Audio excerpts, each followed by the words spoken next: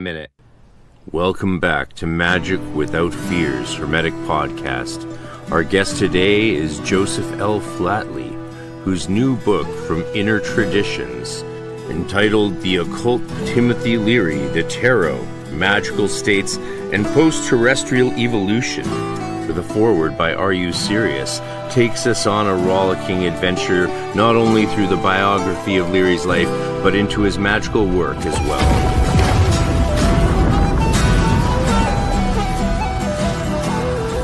Join us as we explore the depths of psychedelia, spirituality, UAPs, and other mystical and forgotten lore.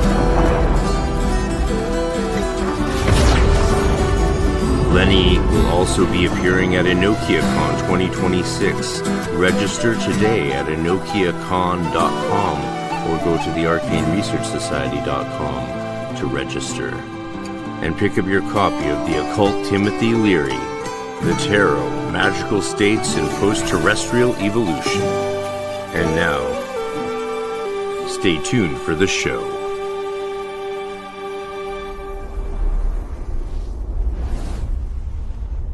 Like and subscribe. Welcome, Lenny, to the Magic Without Fears Hermetic Podcast. And I'm your host, of course, Frater RC. And it's good to see you, brother. We're here to celebrate your new book. Oh, I'm excited. Yeah. I listen to the podcast feed and because I listen in my car as I'm doing whatever. And I've never got to see any of your cool intros. That was pretty wild. Yeah, I'm glad you like it. It's been a fun thing to develop to the point where I can do that for people. Mm-hmm. It took a while over lockdown to get some basic video design skills, I guess you'd call it, though obviously I mostly just do these things in Canva, which is pretty simple. I've upgraded now to some more hardcore pro software to handle bigger 4K files, because we're going to start filming starting even June 13th at the spring workshop. Oh, nice. Shout out.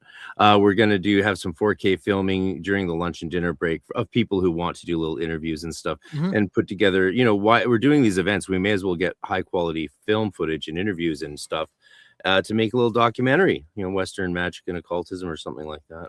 Yeah. And, this really, like what you're doing and others are doing is really like the modern take on, it makes perfect sense. My natural inclination is to be disgusted by all things digital and social media. But obviously if if Mathers and Westcott were alive in 2026, they necessarily wouldn't be handwriting everything. I guess it's a pretty simple comment, but the way we disseminate this info changes with the times, and it's really cool to see people like you who are doing stuff that's like really getting the word out there effectively. Like, I've been enjoying these episodes of your podcast where like you play some like AI slop Golden Dawn video and then you break in and like point out why it's wrong. It's like there's so much junk out there. It's great to see some good content. Thank you very much. Yeah, it's been I wrestled with whether I should do that for a long time, and ultimately I was limited by technical capabilities of my setup and computer and all of that. And so when I got the new computer, I could start doing that, and I tried it out, and I realized what it actually could be is the modern version of the classical criticism. Like, one of my favorite things growing up as a kid was actually reading like Yeats's criticism and other favorite authors of mine criticism work. And we've lost that art form, I think, very largely today. It exists still a little bit in academia in a variety of forms of reviews and peer review and all these sort of things. But the art of public criticism, where you're not just debunking or dunking on someone, you're engaging deeply with the ideas that their ideas are based on, where that comes from, and trying to and having an element of artistry in it.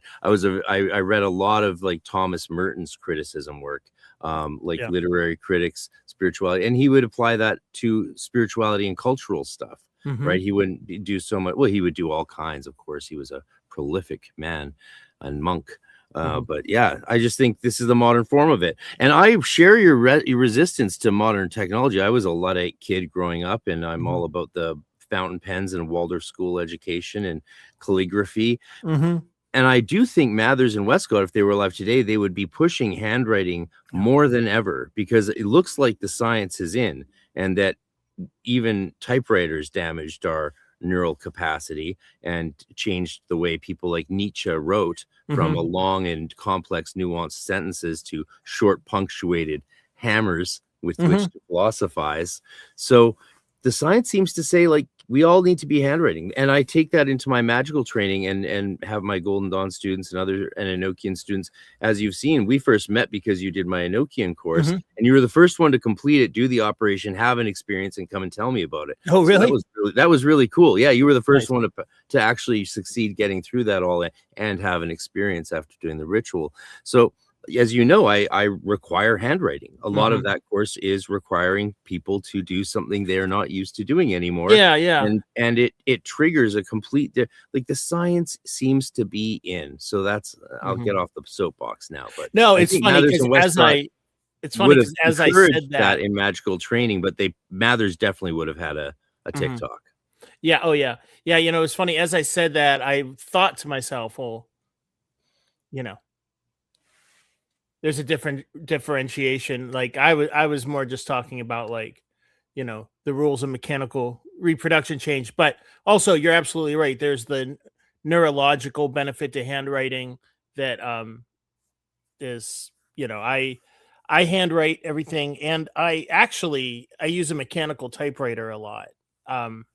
I found that, like, I've had a hard time letting go of, like, is it the left brain being so super uptight about what I write, but I can get in these, like, automatic writing flow states with a typewriter that I can't with handwriting, and I certainly can't with, like, a computer.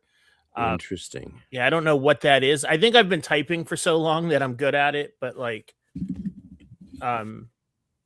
yeah, it's really interesting. It's very much like I started just doing automatic writing experiments. Literally, I was at a Goodwill and I found this, like, amazing portable typewriter for like $4, and it looked like it had sat in someone's office unused for 20 years. Somebody dumped a cup of coffee on it and gave it away.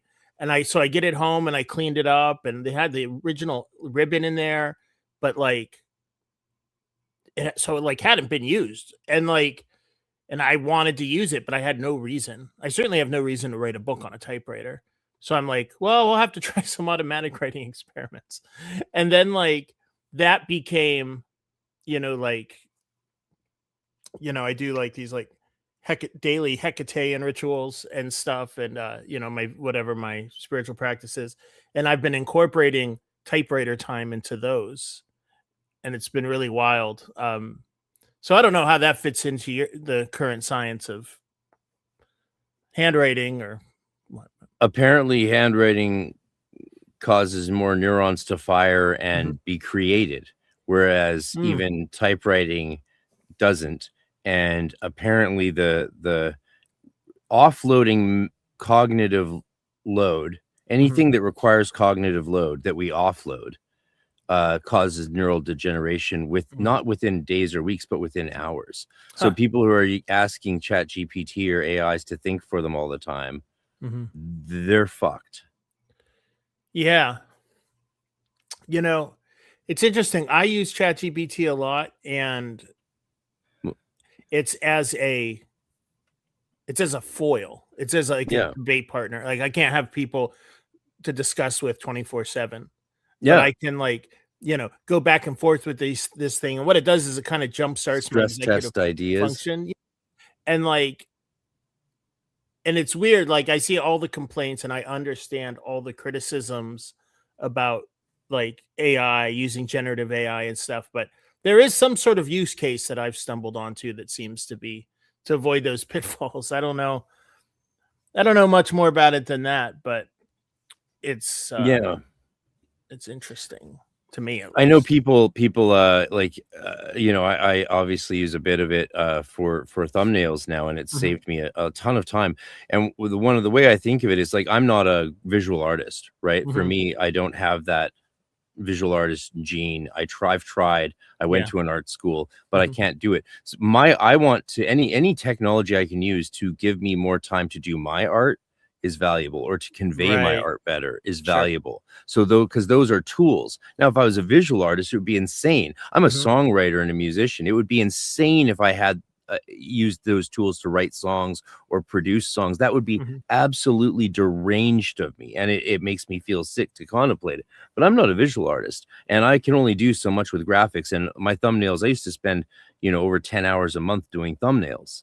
That's time now that's down to an hour for all of Nice. them, because I can just quickly, you still have to throw the images together in Canva or whatever yourself, feed it to a thing, it gives it back, then you have to layer them, pull things out. You still have to do a bunch of work. It's still creative, actually. There's still a creative side to it. But yeah, anything that can allow us to compete and get our art out there, and mine is music, speaking, teaching, and words. So yeah, that's what I think is that's where AI is a tool. And stress testing ideas, debating, like I debated with AIs how to set up my businesses, how to run my career, and it would point out flaws. And it's like, well, what if I do things this way? It's like, yeah, that would be legit, or that would work better, or be simpler. And that's really, really useful, because again, we also don't live in a world where people want to hang out and talk so much anymore. I know. I need to. Now, have you encountered anybody who has succumbed to like borderline AI psychosis yet? I don't think I hang out in those circles where people would be like that. Most people I know are too busy still living the lives they were living before AI to really even necessarily use it that much. I don't hear of any of my friends ever talking about using it, really. I mean, I was just talking before this with Jason Nelson, who's in the chat here. Shout out Exploration Arcanum. And people are saying they really loved your interview with Jason Liu. So obviously I was talking with them earlier before this. Nice. About some of these things, and some of the, there's amazing use cases. And then there's also the offloading of our human capacities that will lead to the rapid degeneration of our neural structures.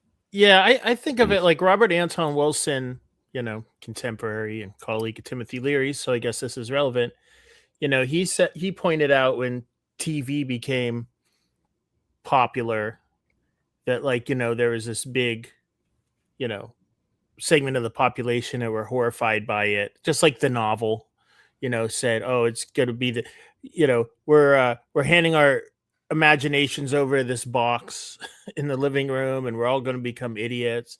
But, Wilson pointed out that at the time he observed and felt that if you're a relatively smart, creative person who looks for smart, creative things to do, you'll find, use, you'll find the TV or the movies useful. And if you're the couch potato who's not going to take advantage of those things anyways, then you probably are going to lose a few brain cells. And I think AI probably falls into that category.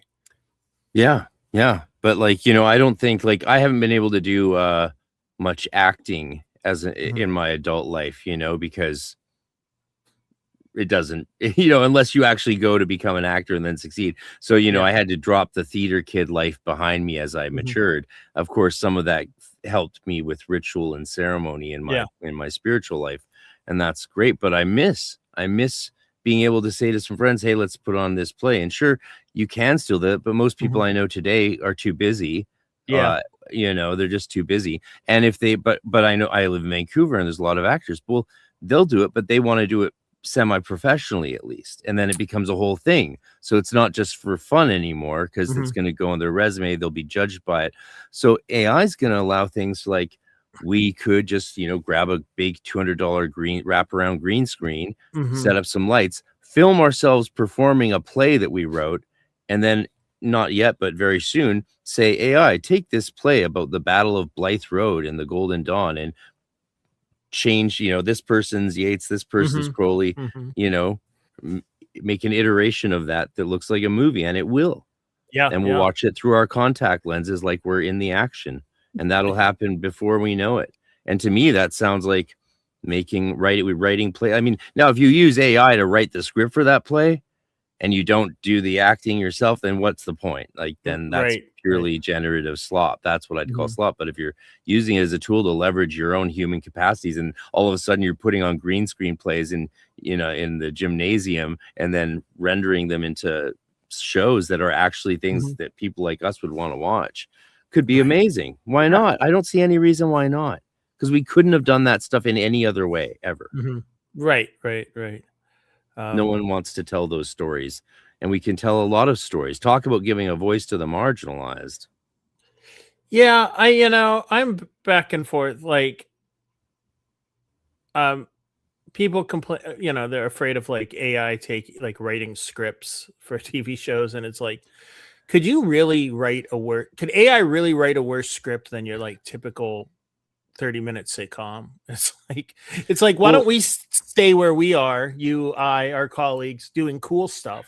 And if people want to make slop and live in slop world, that's their business. They say that's what really went wrong with Stranger Things final season, is they used AI for it largely, and it just didn't have the focus and the heart and the soul, and it was focused on characters that were newly like, it just forgot the main characters. It forgot the main pulse of and heartbeat of the story, and it focused on these other things that it's like, okay, yeah. And they showed themselves in the documentary using AI to try and come up with it, and they were using AI to try and write the season finale while they were filming the episodes right before the finale. They didn't even, which is like, that sounds like if you don't know how problem. That's a management. Yeah, I can't believe they didn't spend all that time, all those years they had, figuring out what the perfect ending could be. They're like still like, oh, we don't know how to end it. Who should die? What should happen? They didn't even know weeks before filming it, which is insane. No wonder it flopped. That's like hubris, like take, endings are hard. They might be the hardest thing. Well, I don't know. I finished my coffee and my my earplugs are in, so let's have at it. Okay. I didn't mean to cut you off. What were you saying? Have you tried your hand at much fiction? Oh yeah. If I had my druthers, that's probably all I would do. I've written 2 novellas and some like journalism, some like literary journalism that kind of veers into novella territory. Yeah, and that's like that's an interesting case of like, as a writer, you're kind of stuck doing like the material reality impedes so much in like the final form your work takes. So it's like, I write novellas because it's something that you can do with a full-time job, plus, nonfiction writing commitments, plus a family life, and, not take 10 years. But like I cannot wait to be old enough to retire so I can just like write one big long novel, take like the rest of my life to do it, and then, flop off this mortal coil whenever the creator. What's in your opinion one of the best or one of your favorite big ass novels? Well, are you a War and Peace guy or more Ulysses? Oh no, I mean, like that's all too ambitious for me. I think like The Sheltering Sky by Paul Bowles is probably, and that's, I don't know if that's a big book. It's big-ish. I was a Norman Mailer fan. I am a Norman Mailer fan. It's like one of those things that I was so obsessed with his work for so long that I kind of like haven't picked up any of his books in a long time. But yeah, like I like his little books too. Like Barbary Shore is the name of my publishing imprint. It's named after his book. The historical novels, Harlot's Ghost. It's like a historical novel about the CIA. Oswald's Tale, historical novel about Lee Harvey Oswald. I feel like Norman Mailer's my kind of template of like what a writer can be. You can do. He did fiction. He did nonfiction. He wrote big pieces, little pieces. Got high and wrote columns for the Village Voice. You know, sobered up and went to the former Soviet Union and went through the KGB archives for a cold winter. They like paid off some KGB guy after the fall of the Soviet Union and like went through all their, because it was a bureaucracy. So, and the FBI is much the same way. So like if you have, you know, an important document, it had to get disseminated to all the field offices. So like you didn't have to go to Moscow. You didn't have to go to Red Square to like find out what the KGB knew about the JFK assassination. You could go off to Siberia or someplace and like go and pay off the right guy.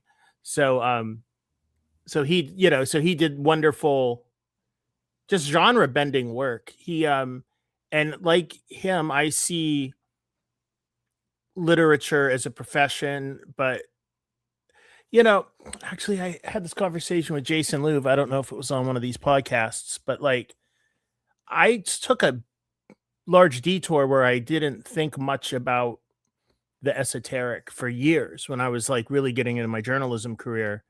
Not that I discounted it or repudiated. It's just, you know, sometimes you can only do one thing at a time if you want to do it well.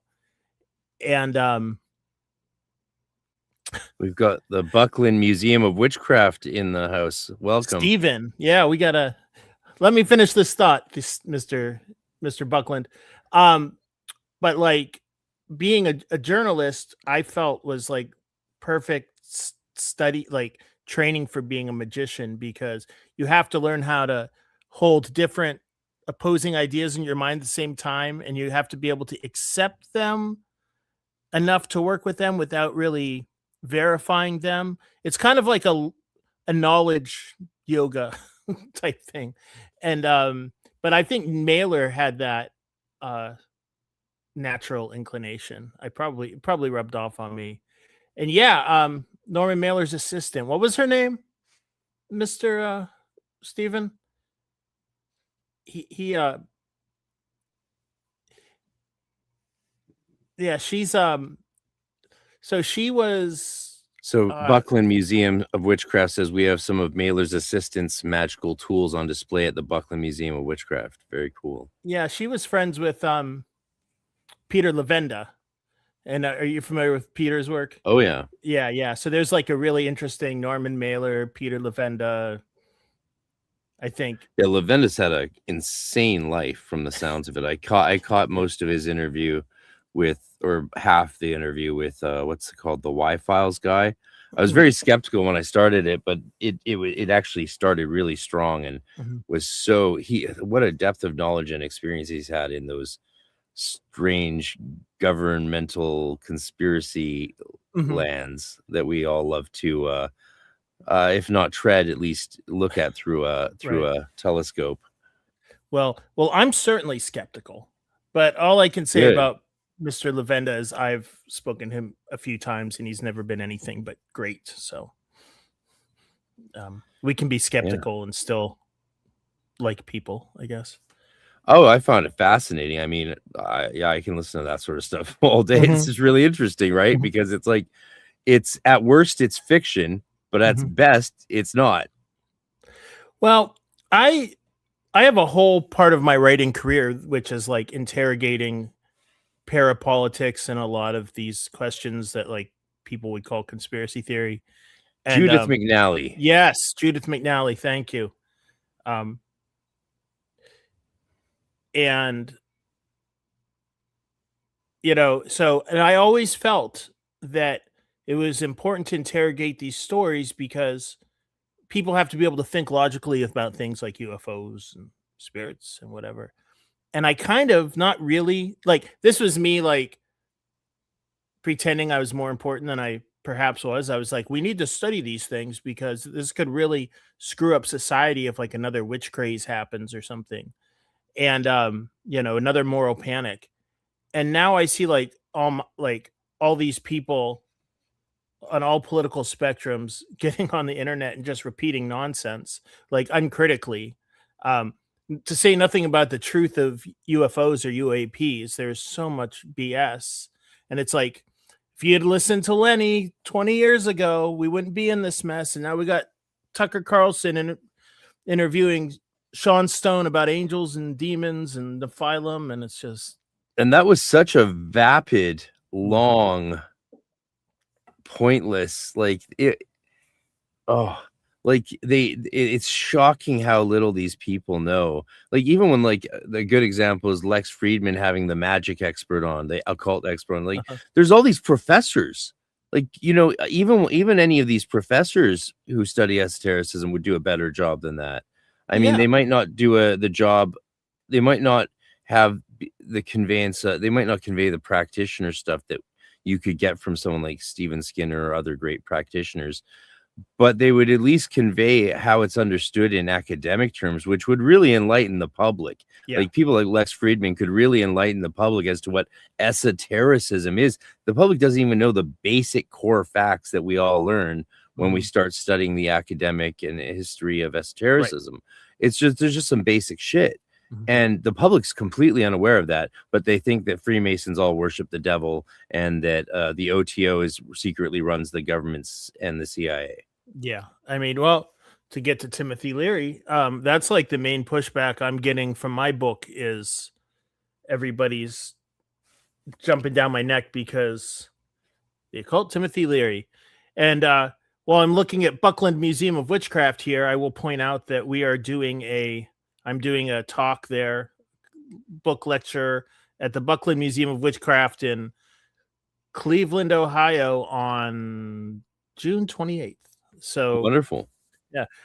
I'm sure you'll have a link to my newsletter in the show notes. So if people sign up, they can get updates. Absolutely. But yeah, it's really just, you know, it's kind of like we've reached this point in the media ecosystem where real journalists all have to become influencers on Substack or Twitter or TikTok that's the job now. And that's why I'm not doing it professionally anymore, because I refuse. Really? Not refuse. If I could pull it off, I probably would do it. Because so you don't want to have to be a writer and a salesman for your writing. I can't do it. I suck at it. Yeah. My last media my last media position was for a company that was starting to do like this kind of hybrid media thing where it's like you're a podcaster and you're a journalist, but you're also on TikTok. And it was just like, turns out that the kids these days don't really care what 51-year-old Lenny Flatley has to say about X, Y, or Z. And I'm fine, you know. Jesus, man, you're 51. Yeah. You look good. Looking good. Hope I look that good in 6 years. But I know I got to stop exposing myself as an old person. Yeah, I would. You could totally pass for like late 30s, easy. I meant 31. Yeah, that's it. Especially if you shave the beard, I bet you could pull off 35, no problem. Yeah. But not you know, it matters. Yeah, it doesn't. I mean, doesn't like matter. I said, I'm just holding on till retirement. I don't know about Canada, but in America, they have a website where you go and they tell you how much you'll make a month if you retire at age 65 or age 70. So it's not much, but yeah. But yeah, so what did you think of my book? Well, I was really surprised that one of the most surprising things about it was that the second half is sort of all magical practice. It's kind of you've combined historical biography, investigative journalist book in the first part, and then woven that into and use that to lead into the magical practice in the back. So for people who can see, there's tarot cards. And I just got this. You sent me the galley on PDF long ago, and that's what I mostly read back then. I didn't finish it in time to get you a quote for the cover, so apologies to you again. And Inner Traditions, the Inner Traditions reached out and has been very helpful, though. getting me some information to like getting me press releases and stuff. Mm-hmm. And they've also told me something else very wonderful, which I'll mention in a second. But just so you can see, folks, each page here has the traditional sort of tarot cards page after page, but not the traditional cards. They're Timothy Leary's cards, you could say, right? That's what they are. Yeah. Is his version, and then a bunch of information, zodiacal stuff. But then it leads into the back into his different methods of tarot spreads, and this tarot spreads things. And the 7 circuit spread is something that I was thinking is like, well, like this reminds me of some of the old Golden Dawn spreads where you're using almost the entire deck for some of the old spreads used in the Golden Dawn. But then there's some really nice short ones as well, like this single circuit 3 card spread. So what, for the audience, just to take them with us on this part, what happened to Timothy Leary? What led him to go from Harvard professor, scientist, not some like, silly literature professor or goofy social studies teacher. So he was a serious scientist. What led him to go from that to writing tarot spreads, creating tarot spreads? Well, what's that pipeline look like? All right. Well, so Leary was a Harvard professor. He taught psychology. He was a research psychologist, and he kind of came off that post World War II wave of like American psychology has always been really interesting because up before like William James and whoever his counterparts were in Europe, psychology as it existed was really philosophy. It was, high-minded men sitting, when they were all men, sitting back in their office thinking about why, or what is the human mind, why do people do these things. It was like an intellectual exercise, but there was no real science behind it. And that really changed at Harvard, actually, with in the 1800s, where it sort of became they started scientizing it. They started figuring out ways to measure things, quantify things. But it was still, there wasn't really a use for it, a commercial use for it. And then World War II happened, and now the government has a big problem. We're grabbing all these guys off all these farms and out of all these slums all over the country, and we're trying to build an army, and so we can fight 2 wars at once. How do we determine, who's leadership material, who's cannon fodder, who we should trust with a tank, and so much government money went into the field of psychology, and it was all, nuts and bolts stuff. It was all practical stuff. So Leary comes out of that history of the real wholesale change of psychology from a philosophy to a techno scientific profession. So he was a World War II era vet. His hearing was damaged in a training accident, so he was never sent to war. He spent the war in Pennsylvania, actually. But afterwards, he finished his degrees and went up, got an MA and got PhD in psychology. And he was very much, he was kind of like riding 2 waves, the techno-scientific quantize everything, lists, graphs, charts, scores. And then, but also he was one of the first humanistic psychologists. He was always turned off by this idea that, the psychologist is the doctor who comes down from the mountain and tells you how to fix your life. And, him and his team were always against that. So they were coming up with concepts like group therapy, wild concepts like group therapy that were considered dangerous at the time. And so he kind of made his mark as a humanistic psychologist who also was really good at systematizing things. He went to Harvard. he stumbled upon psilocybin and had his mind blown. And now him and his colleagues are, so taken with the power or the potential really of psychedelics to create lasting change in a way that, just normal talk therapy doesn't. Now, this is all potential, but they strongly believed in the potential. So they came up with this, it was the Harvard psilocybin project. They were trying to think of different experiments that they could perform, because it's not enough to suspect that, taking mushrooms is going to solve all your problems. You got to actually measure it and see if it's real. You got to experiment over and over and over. It's just what you have to do. You have no choice. It's for science. I'm doing it for science. But, so now they're in this brave new world of psychedelic, in the psychedelic realm, and they start looking for precedents. Like, who is looking at this stuff? They weren't so naive to think that they were the first people to realize that plant medicine was possibly useful.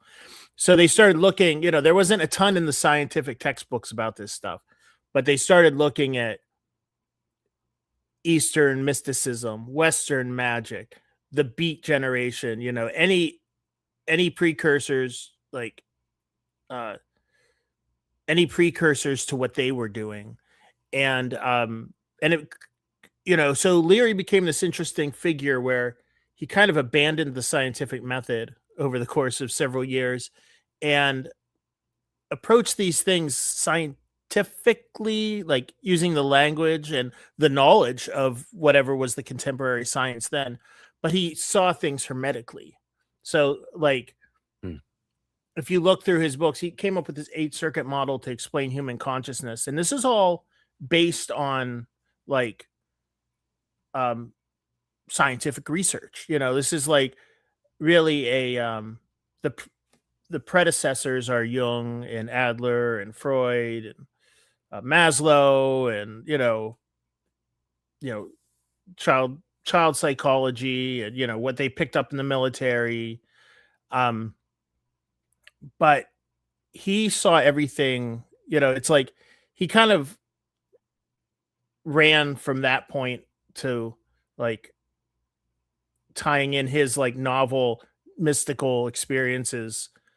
And I think he developed a framework that really encapsulates a lot of things. So he was not a Golden Dawn adept. He wasn't, I think philosophically he was a Thelemite, but he was never a practicing ceremonial magician. But he took things from Enochian magic, took things from Crowley, rolled his own really. So it's it's different. If you were to come up with a Timothy Leary magical system, it would be a different tradition. It's not it would be too much to say that he was, came out of OTO or whatever. Was he a proto chaos magician? Absolutely. One of the reasons I did this book was because the chaos musicians, the chaos magicians talk a lot about. That's redundant. Yeah, chaos exactly. musician is redundant. Shout out musicians in the chat if you agree. Chaos musicians are chaos. We are weavers of it. But yeah, anyway. It would be, but yeah, so many chaos magicians over the years have referenced Leary. I thought, well, let's go through and see if they really applied his material. And I think in most people's minds, Leary is a good frame in my mind. I mean, maybe the most valuable contribution is Leary developing a framework for, organizing consciousness that brings up the novel states that we experience in ritual or, mysticism, meditation, the freakier things wow, did I really read that guy's thoughts? Or wow, did I really know my mom was calling before I picked up the phone? Or was I speaking to an angel? All that fits in his framework just as much as the normal things that psychologists study, aggression, compliance, you know. But where I take it one step further, and I have yet to decide if this is a good, if this is helpful or not, is if Leary's theories about consciousness and evolution can be charted onto the tarot trumps, that means that they could potentially, there's an initiatory path there, you know, because it's like you're talking about tarot, now you're talking about the Golden Dawn, you know, you're talking about, as you know, like the Western esoteric tradition. And while Leary never went there, like never specifically went there, he was clearly influenced by all that stuff. I mean, he had a tarot spread that he used. Yeah, how much have you done his spreads? Do I assume you practice tarot a bit? Yeah, oh absolutely. So couple caveats. First of all, he used the trumps as he felt, you know, he was a Hermetic thinker. You know, he felt there was no coincidence between the fact that his theories of evolutionary stages and his theories of consciousness lined up really well with the trumps. Like he believed there was no coincidence, you know. It wasn't just like a happy metaphor or happy accident. But he didn't like, and he also played with tarot cards. Actually, when I went through his archives at the New York Public Library, he was using looked like he was using playing cards for divination because he was in prison and that's what he could get his hands on. But he did leave us this great book. It's called The Game of Life, and it's a breakdown of all his theories on life on all its levels as told through the tarot trumps. So I kind of like took that and kind of worked backwards, and I'm like, you know, if the tarot trumps really are, he added to, which is what really screws everybody up when we start talking about correspondences. So the 24 Leary tarot trumps, if they really, you know, if that's really 24 degrees of reality cut up into, you know, individual cards, then I should be able to work backwards and come up with a more down to earth explanation of each card that works for, you know, just everyday divination. Leary, like Crowley, publicly like poo-pooed divination and said, you know, this is such an important symbolic reservoir of knowledge, and to, you know, to try to see if your girlfriend's cheating on you or if you're going to get that new job is really silly. But then also they practice divination, so it's like, you know, I mean, I always found that perspective to be really silly, because it's like, if your goal is some sort of enlightenment or higher intelligence, or if you're a Thelemite and it's, you know, knowledge and conversation, like, wouldn't the fact that you could use magic to do more mundane things, like help you get that job, that raise or whatever, would that be nice to just like have that confirmation that there's something to all this and you can continue along the initiatory path, you know? Throwing a lot of stuff out at you. Yeah. Well, I think that's a very hermetically magical way of view of magic, because, you know, in the one of the distinctive qualities of hermetic thought is that the planetary forces, the zodiac, these forces are archons, are here to help us.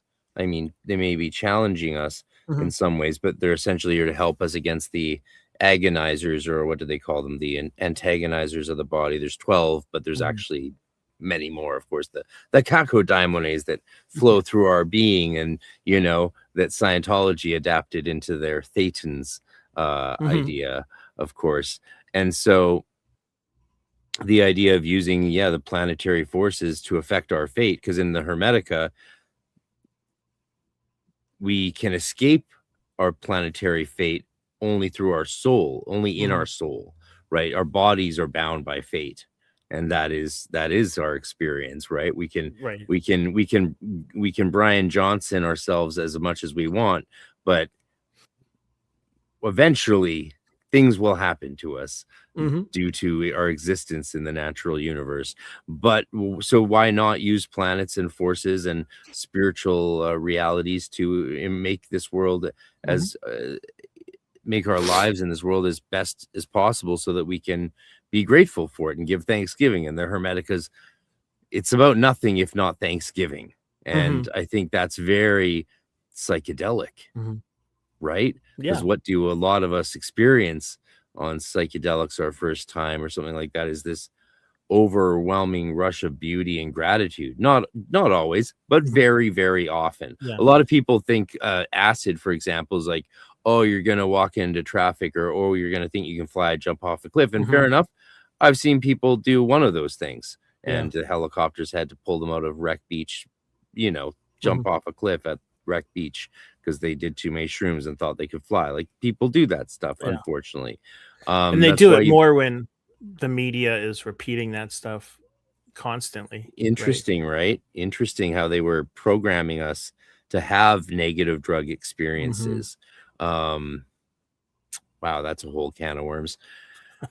But generally, like, yeah, I remember, I think it was generally when I've done acid, I especially towards the end, it's just this overwhelming love, infinite love and appreciation. And I'm seeing mandalas and stuff if you take enough. Mm-hmm. And I'm drifting into the realms of mandalas and understanding the true core nature of good and evil, and just afterwards feel like so grateful to be alive and just so full of wonder at this existence. And then often it's like, oh, I don't need to do this again. Mm-hmm. I usually feel like that, and I usually don't do it. I can't even remember the last time I did something like that, honestly, like a serious psychedelic trip like those. Because through those trips I fully embodied the realization of how psychedelic just existing is. Like, every day I Mm-hmm. wake up, I'm like, whoa, this is crazy. Whoa. And if you feel good in your body, even better, especially as we get older, right? The most psychedelic Mm-hmm. thing is sometimes just feeling good when you wake up. Yeah. And I it's like it. so there you go, wonder and thanksgiving. It's a Mm-hmm. beautiful it makes sense that you describe him as a hermetic guy. Yeah, I've one. There's like a whole crew of people on the internet that have been studying the 8 circuit model, which is what Timothy Leary landed on. Like, he called it, I think Robert Anton Wilson named it that. Basically saying there are 8 domains, or 8 level, 8 gross levels of consciousness. Gross meaning not fine, not gross meaning disgusting. There are 8 levels of consciousness, and or domains of consciousness that we can experience. First 4 are really relegated to daily life. The other 4 are kind of relegated to mystical or magical experiences. Actually, Leary believed that the ultimate evolutionary goal of life on this planet was to go to the stars and seek cosmic consciousness. So he called the 4 later circuits extraterrestrial, or he thought that, like, when we become a spacefaring species, we'll be experiencing these things, but that we get a foretaste with them, like, on this planet through ritual or through drug use. I mean, he mostly emphasized LSD, mushrooms, and marijuana. But it's very true that, like, that Leary and Wilson and the guys, they had a real bias, an anti-terrestrial bias, a real bias against, like, it's almost like they thought that being concerned with everyday life, the stuff that we worry about in everyday life, it was like beneath them. And they were more concerned about being yogis or being spacemen or transhumanists or whatever. I think there's a mistake there. But yeah, I was kind of struggling to explain this, because there's a whole, like, kind of materialist crew of people who find great value in Leary's work as a way to, like, kind of reframes psychology, and especially in like psychedelic assisted therapies. And I was trying to explain to this guy why it made sense that Leary talked about states of consciousness and like animal evolution and human evolution and magical states all at the same time using the same framework.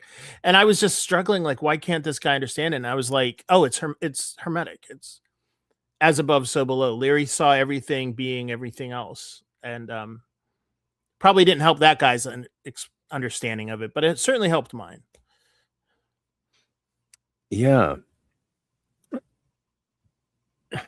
Leary really, there's so many avenues I want to go down. I hope you have time today. Oh yeah. Which way? Do we go this way or that way? Let's go this way.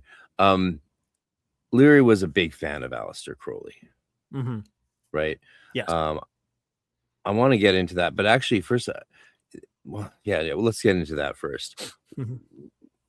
Then we'll get to there's some prison stuff, there's some Enochian stuff. Mm-hmm. We're gonna have a good time. Yeah. And I just, to wrap up what you were saying about the 8th circuits and the tarot spreads and stuff, the thing I want people to know, those listening, is that this is kind of a grimoire. It's kind of a Timothy Leary grimoire. Mm-hmm. You know, if you want to understand sort of his cultural context, history, personality, and milieu, you can, but it takes you through that journey into his practice, and that can be your practice. You can just, it's quite a good idea. I love the mixture of historical biography and magical practice grimoire all in one. It's given me a few ideas about how I might approach, say, writing about some of my favorite people like Yeats.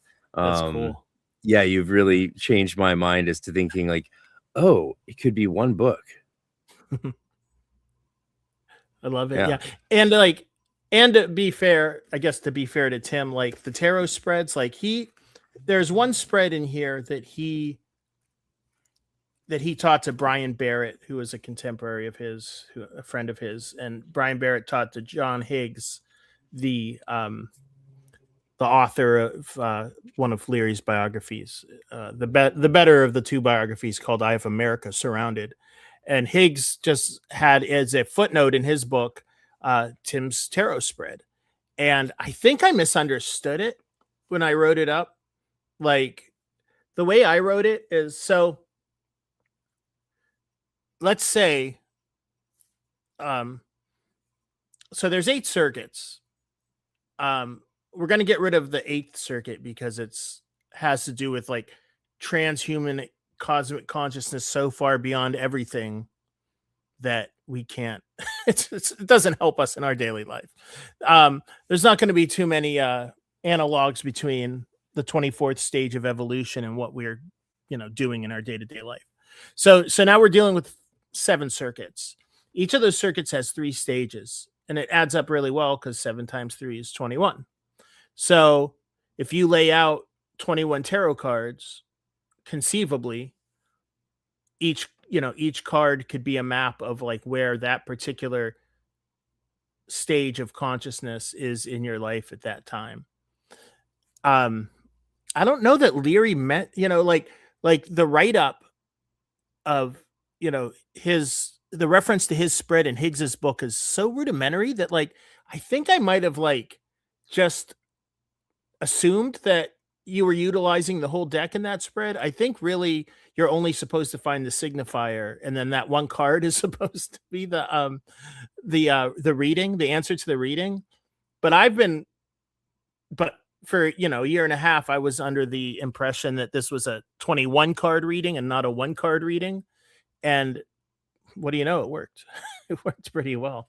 So I stumbled upon that. And then the other readings, the 3 card readings, I developed those just as ways to kind of refine the system. So it's kind of like, I don't know how clear I was what's Tim's and what's mine, but so this is definitely like the result of lots of practice, lots of trying to decide if there was anything, because like I could have began this deep dive into an area of Leary's life that was large and thought that was largely ignored, and found that there was a reason it was largely ignored.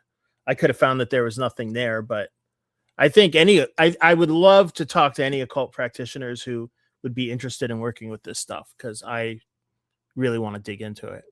Well, then, yeah, digging in, what do you think of his correspondences for the trumps of the tarot to the Zodiac?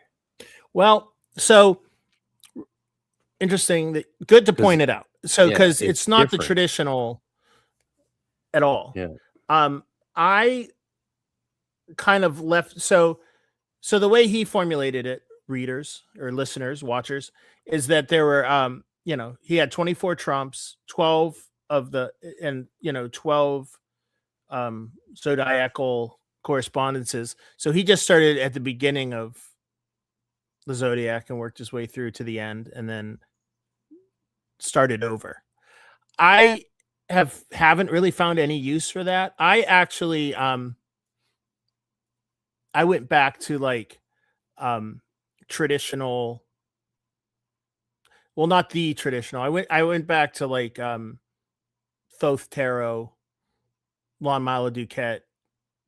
I mean, basically, I took in my practice, I take the correspondences from the Tarot of Ceremonial Magic, and I find it works just as well. So that, that brings to the question of like, how important are correspondences? And it's like, or how do I put it? Like, all systems don't line up perfectly, and it's probably more important to stick with one system than to worry about, Well, I think there's two important elements as an occultist to consider, as a practitioner of any spiritual tradition. Really, there's the symbolism, the symbols that we understand that create our symbolic order, as Jacques Lacan would call it, and that's our interpreted reality, right? And that's all we, according to psychoanalysts, we never escape that unless it's to depart into psychosis and the imaginary order, or to die and return to the real reality. Right. So you're always just stuck in the mediated reality of symbols. Yeah. I think there's a bit more to it than that, obviously, because I believe in spiritual realities and creatures. So I don't fully agree with the materialist psychoanalysts like Lacan, but the understanding of symbols, I think, is dead on. Like, these are the semiotics of consciousness, and the ancient Greek Neoplatonists were quite clear on how spirits communicate with us. It's through our fantasia, our imagination. It's a denigrated tool in modern culture, imagination, but yet we still reward it like nothing else in many ways, and yet we just don't really teach people how important it is, I think. And so spirits communicate us through our consciousness, imagination, through the symbols that we know. And so if you don't really have a clear understanding of what symbols you are, it's like you don't have psychoanalytically a clear interpretation of the world. Right? If any symbol can mean anything, then you live in utter relativistic meaninglessness. And that's, shout out to the world today, because we're kind of going there. But a healthy symbolic order would be one that is in relationship to the culture and polis that you are in, that psychoanalytically. Again, I'm thinking in terms of Jacques Lacan in specific. But Zizek thinks along the same lines, of course, just a bit more radically in certain areas. And so, yeah, the occultist needs to develop symbol sets and sort of stick with them, at least to an extent. I mean, if you need to change them because you're working with a different grimoire, then that's fine, right? Yeah. When I work with the Shem angel system, which was developed by Christian Kabbalists in the Renaissance, I generally will work with either the traditional grimoires, or I'll do the Golden Dawn method, which is completely different. But there are two different sets that I'm working in, and so the symbol sets are fixed and clear, and so I can be communicated with clearly by those other consciousnesses that I conjure. So it's good to know what things mean, so that you can communicate clear. It's the same in any hermeneutics. Like, you and I are only communicating by sharing in a common meeting, right? It's not like we're uniting on. This is not Friedrich Schleiermacher and the the 18th century romantic philosophers, where it's like, oh, every understanding we share is because our souls have united on a higher level and connected and formed a perfect union of understanding. That's not how we're communicating.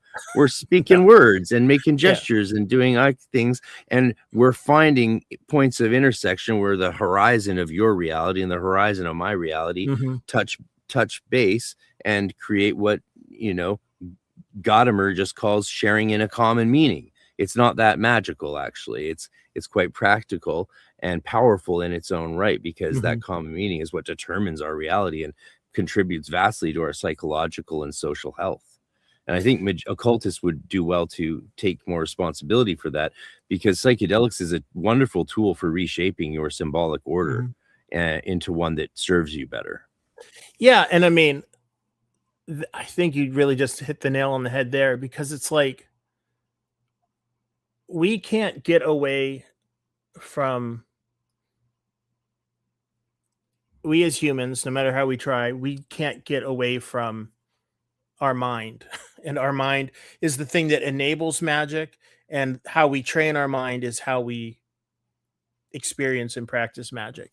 I think that's the real meaning of the mental model of magic. You know, like, people who deride chaos magicians say that, as opposed to chaos musicians, say that you know, we're relegating, when we talk about the mental model, we're relegating, you know, ghosts and spooks and spirits and everything else to mere parts of the brain. But that's not what it means. What it means is that the mind is how we experience magic, and if we have the proper, what Joseph Leshevsky called subjective synthesis, that will enable better magic than if you're just, you know, grabbing things here and there. The Scrooge McDuck example of, like, you know, chaos magicians, if they want more money, they should worship Scrooge McDuck. You know, that's like the thing that people say to say that chaos magic is invalid. But I will say that, yes, roll your own chaos magic works, but it does seem to me that, like, people who belong to a set tradition that has some history and some discipline to it, in my experience, seem to become more effective magicians. You know?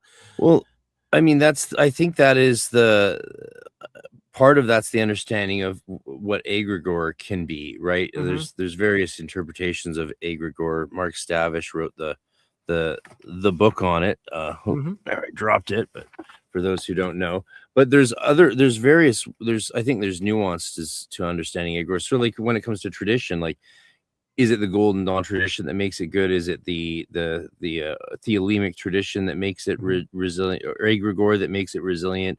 Amorc, Rosicrucian, the Rosicrucian tradition. What a weird thing to actually take root, right? Wow, that really works. It went from some pamphlets to, this big country global order. Yeah, I mean, it's just massive. It's hard to even fathom. And again, it reminds you of how little effort and how few people it can take to create massive shifts in world history. Like, oh, I wrote a pamphlet, right? I wrote a pamphlet and it changed the world. That's how it works sometimes. And that was very much Leary's perspective. Is, you know, he wasn't exploring this stuff as like a intellectual exercise. He wanted to bring enlightenment to the masses. You know, his hope for his mission was every bit as grandiose as one can be. You know, he saw humanity heading towards somewhere evolutionarily, and he wanted to be an agent of that. I think it was very much in line with the traditions that, you know, like Freemasonry and the Golden Dawn, and maybe not exactly, but, you know, it was like it was part of a tradition, and that's really why he got his ass handed to him, because, you know, all these people like Aldous Huxley and are saying psychedelics are too important. Have a small priestly class. It would be good for our elites to take this stuff and to know what to do with it, and to slowly work behind the scenes to incrementally change the world for the better, and to incrementally bring along evolution, which at the end of the day, that might really be the only practical answer to this. But Leary wanted nothing to do with that. In this case, he was very much a populist American. It's like, what right do I have to keep this sacrament away from the larger population? But I mean, he came up with jingos. He came up with jingles, catchphrases: turn on, tune in, drop out. Well, that's where people think he was part of the FBI psyops and Mockingbird, right? Like he's been often either conflated or confused with those operations. I don't think he was part of any actual operations like that. You don't seem to imply he was in the book. No, he was the Weather Underground guy, right? Yeah. Did he know Karen Bass? She went to jail for being in the Weather Underground, didn't she? I don't know. She went to. She's the only Weather Underground person who went to jail, and now she's the mayor of LA. Oh, I didn't realize she went to jail. She's the only Weather Underground person. I didn't realize she was with the Weather Underground. That's funny. Now she's burning down the Palisades. Just kidding. Oh man, Oh, and yes, shout out to the chat. I was referring to the Fama Fraternitatis as the pamphlet. That is what I meant. Sorry, I didn't say it explicitly. Sometimes I assume that these things are clear, but yes, I was talking about the Fama and the Confessio and the Chemische Heirat. Yeah, I have to say, listening to these live streams that you do, because I'm old school, I listen to them as a podcast when I'm driving around doing private investigation work. You have like the most literate audience. Like it's like it's so different than like I did a Coast to Coast AM like nice 3 months ago, but cool. You know what you're going to get. First of all, it doesn't start till 1 a.m. and you're like, oh, so 2 a.m. they open the phone lines east of the Rockies, and then everybody's just been dying to get on the phone so they can talk to George Norrie about their like UFO sightings or whatever. So it's like they open up the phone line to ask me questions about Timothy Leary, and it's like people who like saw the Virgin Mary burned into a piece of toast or something. It's not classic. It's not this. It's not your crew. That's for sure. Yeah, we got a good crew. Here's one of my crew, Oren Ben Yosef, whose new book is coming out soon from Inner Traditions. Shout out again to Inner Traditions. Actually, I'll make a little announcement after this, and we'll do a little quick commercial break. Oren Ben Yosef's new book on Keanu Reeves and demonology is coming out, so stay tuned, people, for that. Whoa. Oren says a big problem is when symbols become detached from what they symbolize and turn rough and independent. I'd be curious to know more about what you mean by that, Oren, but what's your take on that, Lenny? I don't really know what that means. I mean, I think symbols can have multiple meanings and can be, they mean different things to different people, right? Like, for us, the sun is the man, or the moon is a woman, and the sun is a man. But in German, it's die Sonne and der Mond. The Mond is a man, and from which we have the man and the moon, of course. So we have a cultural artifact of that. Different cultures have different genders for different words in different languages. I mean, ours English is not a gendered language, but French and German sure are. Sure. Hebrew is. Hebrew even has a German has a neuter. German has even a neuter gender. 3 genders. It's super fun. Yeah. The secret is you say D for everything and you get 80% of the cases right. Nice. Forget daddy das, just say D. It'll drive them nuts, but you'll be right 80% of the time. Oh, next time we go to Germany. Next time you go to Germany. Yeah.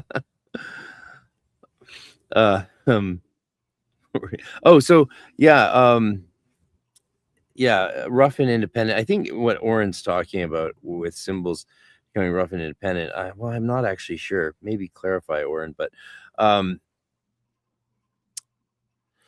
I mean, think of some major symbols that we use in spirituality that have been corrupted.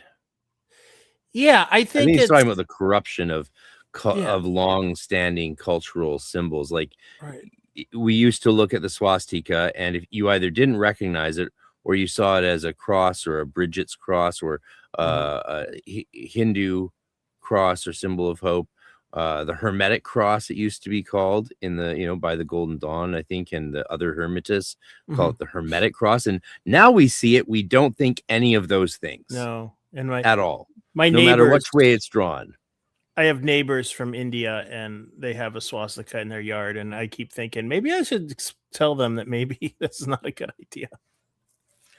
Oh, but this is what he meant. That's why I was confused by the word rough as well. He meant that symbols turn rogue and independent. Yes, that's really well said, actually. Yeah. I mean, it comes to Richard Dawkins, you can criticize him all you want. Apparently he fell in love with an AI. But his idea of the meme. Yeah, he's been his whole career, he's been like, and then boom, one-shotted by AI. It's amazing. He's in love. It's amazing how many people I think we're kind of like going through an intellectual culling of like everybody over 30 is like stepping in it lately. Like Richard Dawkins, the whole media's love affair with like these blurry videos that are supposed to show UAPs, but they're just like, birds and party balloons and stuff. And it's like, which takes our attention off of real, actual demonstrable cases of, higher intelligence or whatever. But like, my point being, it's just like, yeah, it's like everybody is becoming a laughing stock. Another reason for me not to participate in social media. It is I like that you mentioned like the real things, because I have a friend who, he has a YouTube channel. All he does is film the UAPs above his house, and he's got special tech to do that, to capture the spectrums. So they, but he can signal at them with a flashlight, a super high powered light, and then they'll flash back at him, and he signals them and sort of summons them through his presence and attention. And I've seen the videos of them. I gotta see this. Frequent and too unbelievable to I'm brain farting the name of his channel. Sorry, brother. I'll remember it before the end of this, or I'll look it up and we can see. Because like it's absolutely like they can't be it could be secret government tech, but it can't be any known thing that we know of because of the behavior. Plus, they don't fly around like that erratically, and they certainly don't signal you back when you flash them. Like that, who's doing that? What is that? What are they? We don't know. And we're distracted by all these other things. I mean, we got the Epstein stuff. We got the UAP the disclosure, which is just old stuff that apparently we've already seen. It was certainly nothing shocking. Like I think the government doesn't understand when people say disclosure now, we're talking like, we want to see you shake a little green man's hand or the equivalent. Yeah. We want something definitive and undeniable. I mean, without getting into politics, just speaking purely on the logic of how you would disclose any information, the Trump administration, talking about JFK, Epstein, UFO, is doing it in the way most calculated for causing chaos and not actually disclosing anything. That's not to say anything about politics or to say, which I can, but that's not, or to say anything even about what they're disclosing. It's just like somebody either wants to cause chaos or is inadvertently causing chaos. But, a good hint is when aliens.gov finally went live, and it was like, but it's actually, it was it's like they're trolling the UAP people, which, I admit I found that really funny, but at the same time, it's also like, it's because like, I mean, I like anyone being fucked with. It's just funny when it's funny, but like at the same time, it's like, come on, guys, like, I don't know. I think it's frustrated, purposefully causing chaos. Yeah, well, that's the thing. The fact that they're doing it in a way that's causing chaos. It's just all the chaos, right? And clearly, we see the Skynet on the wall, right? We're going full surveillance. We're observing each other on our glasses now, and people are seeing that footage in Africa and watching us through glasses in bed, on the toilet. Like, that's crazy. Like, we are full on panopticon, more or less. Yeah, I mean, we've apparently that's embraced why it. Gen Z doesn't drink, is because they don't want to be filmed and embarrassed or have their lives ruined. I Yeah. didn't realize that was the reason, and I was like, oh, that's Yeah. yeah. What would our lives have been like when we were young if people were filming us all the time? Oh, I know. I've seen some. I mean, Yeah, thank it's God. yeah. We're When I come lucky. home, I try to remember to put my phone on silent and put it, on the little table by my front door and just not touch it if I don't need it to make a call. But even that, it's like you forget to. You still find yourself doom scrolling at 1 a.m. when you could be reading a book. Yeah, I gotta leave the phone at my desk and not take it to bed. Or I just unless it's like let's take a quick momentary break to thank Inner Traditions Publishing for supporting your work and also supporting Oren's books and so many other people who I know and care about's work over the years. And they've also agreed. They've also they let me know that I told them about the event you're going to be at, and of course they are now officially supporting EnokiaCon and my events this year, mainly by sending hundreds of dollars worth of books for us to give away as door prizes and stuff like that at EnokiaCon. So register for EnokiaCon today. We have an original song and a trailer to tell you more about those events. Lenny will be there afterwards. When we come back, we're going to talk about what sort of things he might present there. We're going to talk about Dennis, just give us a teaser or what you're thinking so far, because we're still like 6 months out, 7 months out. But we're going to talk about Timothy Leary, as we can talk about Dennis Leary, and and who he might be who he thought he was the reincarnation of, and why, and that there's a bit more nuance to that than the headlines might say. But we'll be right back after these short messages. Like and subscribe and become a channel member to support the show, everybody.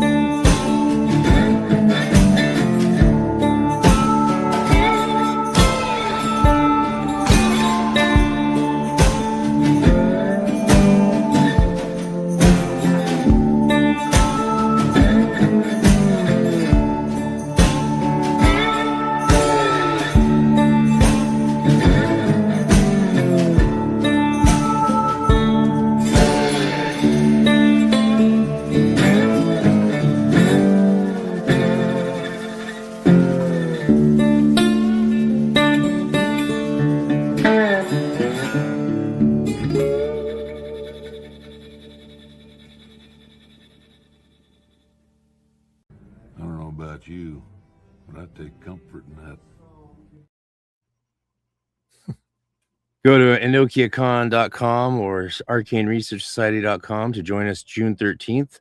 I'll be in Austin, Texas. You can attend live or online.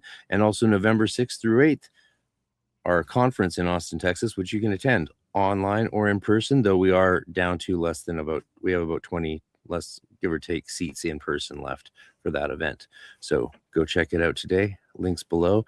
And of course, Lenny will be there. Jason Lou will be there. A lot of other cool kids and people will be there. It's going to be a blast. I hope you're excited about that. It's certainly going to be a mixing of a lot of interesting people. Oh yeah, so many smart minds in one room. It's a little scary, but it'll be fun. Not just in a room, we got the whole building. In the building, so we have many rooms, including a green room, so all you crazy presenters can do your truly dark secret presenter rituals, summon Mercury to make you eloquent and loquacious all at the same time. Yeah, there's already a large a not insignificant community of people on the internet who think I am either working for Mossad or Satan or some combination. So Mossad or Satan. Yeah. Well, actually, I just found out I can't go to Russia because I have a story that I'm following in Russia, and I am on some sort of list. So because I one of my colleagues is a friend of mine, Lucian Greaves, the founder of the Satanic Temple, and the Russian government, like one of their like weird propaganda campaigns is saying that the Ukrainian army is like satanic, and that this guy that has this pro-life activist in America is somehow in charge of the Ukrainian army of Satan. And who's the pro-life activist? Oh, well, Lucian Greaves. Have you heard of the Satanic Temple? It's this awesome, weird activist organization.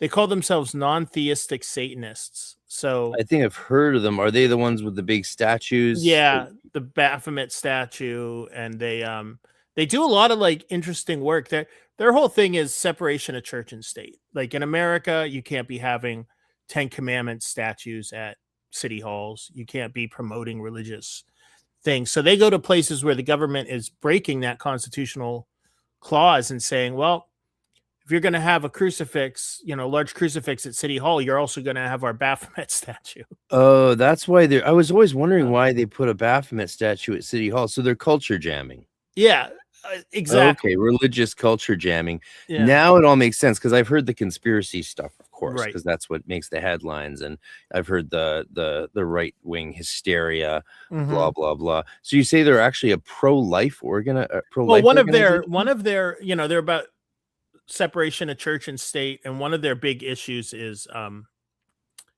pro-choice. Did I say pro-choice? Yeah. They said pro-life. Pro-life. I was going to be like satanic pronatalists. Yeah. Fascinating. I'm sure there are plenty of those. There's a bit of everything. Yeah,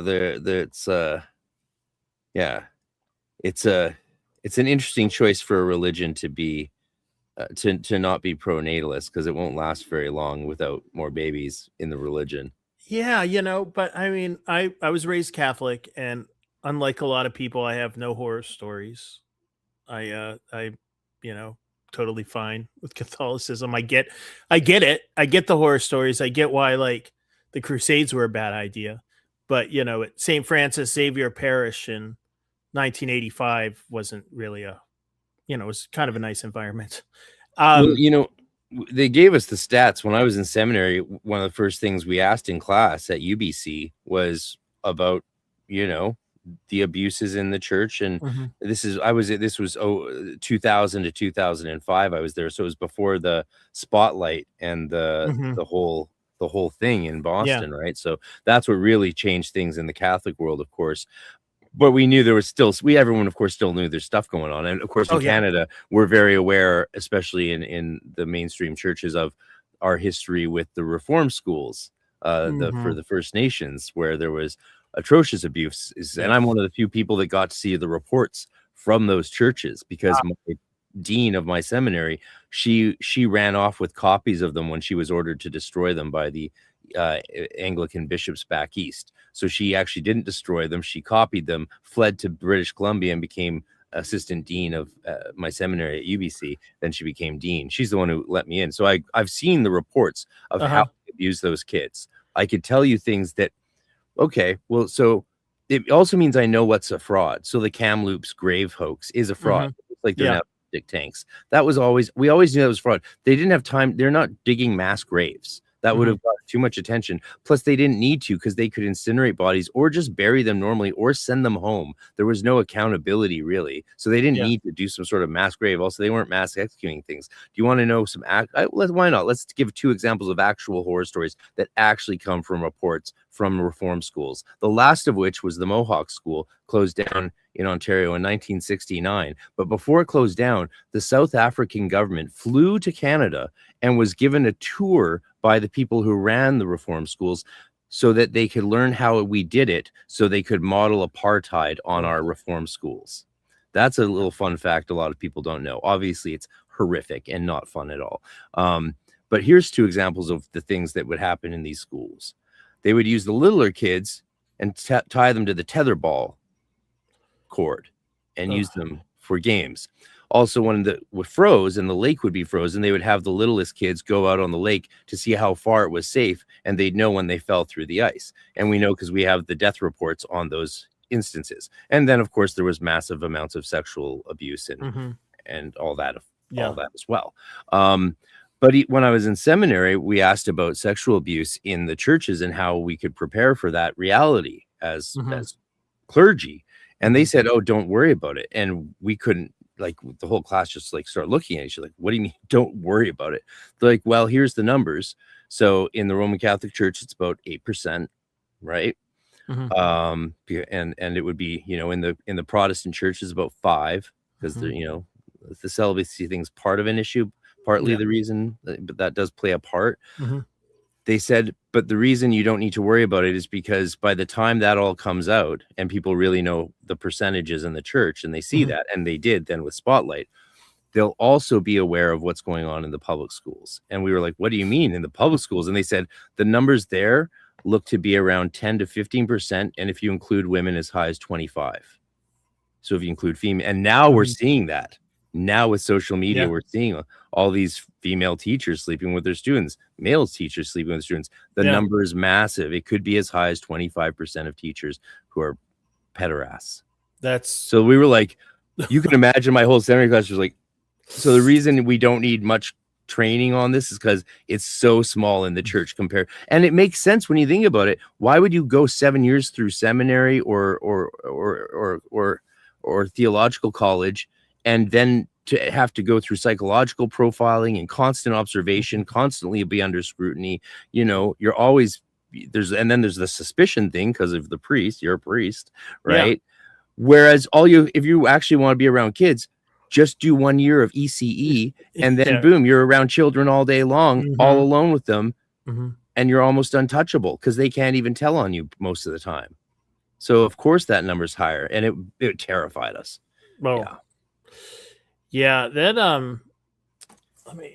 And watching all that stuff come out as they said it would from the Catholic Church and now in the school system.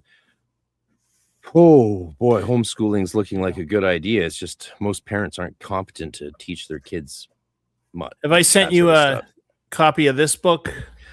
I would love a copy of that book. I was looking at it online earlier today as I was doing more prep for us, and I was like, "Oh, that looks good." I'm so because growing up, my mom and family members and community members, I was in the Maharishi land community, so a lot of them were into Urantia. The Urantia book, we had a copy or 2 on my shelf.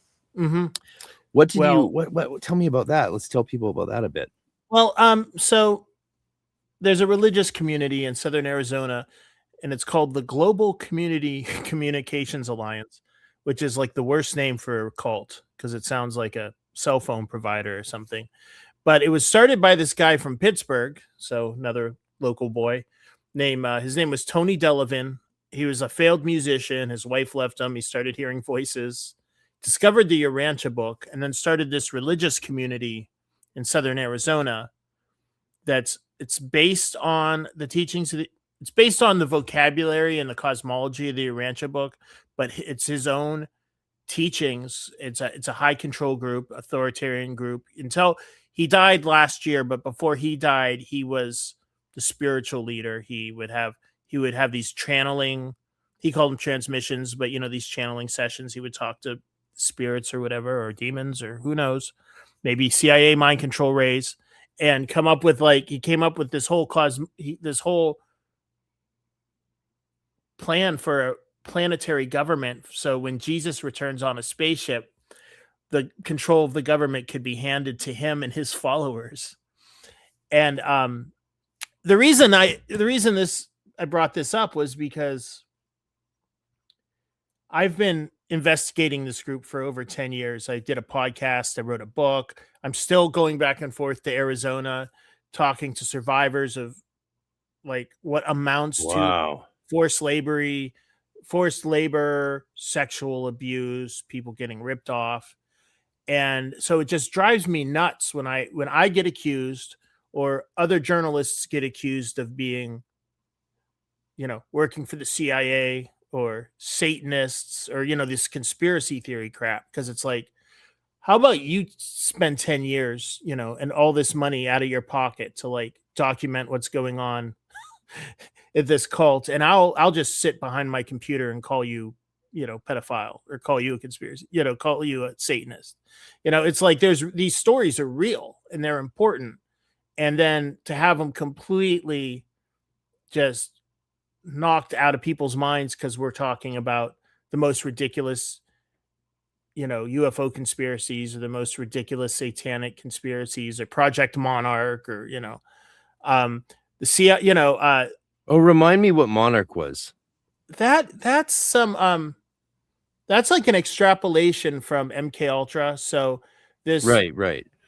I've been watching too much Godzilla with this woman named Kathy O'Brien and her husband Mark Phillips, I think his name was, self-published a book in the 80s called Transformation of America, and it was basically about how every popular politician and country singer was involved in the satanic cult, where they hypnotized her and then used her body, like Boxcar Willie. And the era it was written in, because there's a certain point in American history where Bill Clinton was beloved just because he was young and kind of a smooth, and every other president that we ever had was 90 years old. And so Bill Clinton's the only one that she says was a tender lover. Everybody else was abusive. But yeah, my God, this stuff is absurd, and it's treated as reality, and it's and it's knocked everything out of the public consciousness. So Timothy Leary was very much smeared by the U.S. government, branded a snitch when he was in prison. And then when he got out of prison, it's can you clarify what you mean by got out? Well, first, so what happened was, he didn't just get out of prison, right? I was referring to the second time, but the first time he was in prison for 20 years. He was 54, or if he was 50 years old, and he had other charges pending. So the Brotherhood of Eternal Love, who manufactured and sold LSD all over the country, paid the Weather Underground to pick him up outside of prison. He was in a minimum security prison because, in the 1950s, he designed all these, him and his team helped design all these personality tests that are used by the military and the prisons to decide where to put their prisoners. So he gets this test, and it's the Leary test, is personality test. So he fills out the test, and he does it in a way that makes him seem he's not very smart. He's really passive. He loves the outdoors. So they had him outside gardening in a minimum security prison. And one night he climbed the utility pole, ran across the cell block, got on a utility wire, shimmied over the fence, dropped on the other side of the fence, and the Weather Underground picked him up. And that began a several-year odyssey of him in Africa, Europe, at Switzerland, where he like spent his time doing drugs and thinking about the circuits of consciousness, the levels of consciousness. Yeah. So you talk about him throwing, as you say he threw his lot in with militant groups such as the Weather Underground, Black Panthers. And this is, do you think he, what was the, where did, oh, sorry. I have my notes written here. Yeah, how does that play into his understanding, do you think, of the idea of the exile in his theory? You say exile is a tactic employed by the system to segregate the mutant seed. Yeah, absolutely. He saw. I don't know what to make of that line. I know. It's so funny because I've been reading this Leary shit for so long. It makes perfect sense to me. But I'm like listening to you say it, and I'm like, well, that's kind of. It's far out. Yeah. Like I said, it is a fun book. I mean, I'll tell you, I discovered Leary when I was in the 8th grade. A friend of mine laid one of his books on me, and my mind is warped by that. Like these 8 circuits, I've been looking at the world through his lens in a lot of ways since 1989. But that he was always keenly aware of. And this is why he naturally,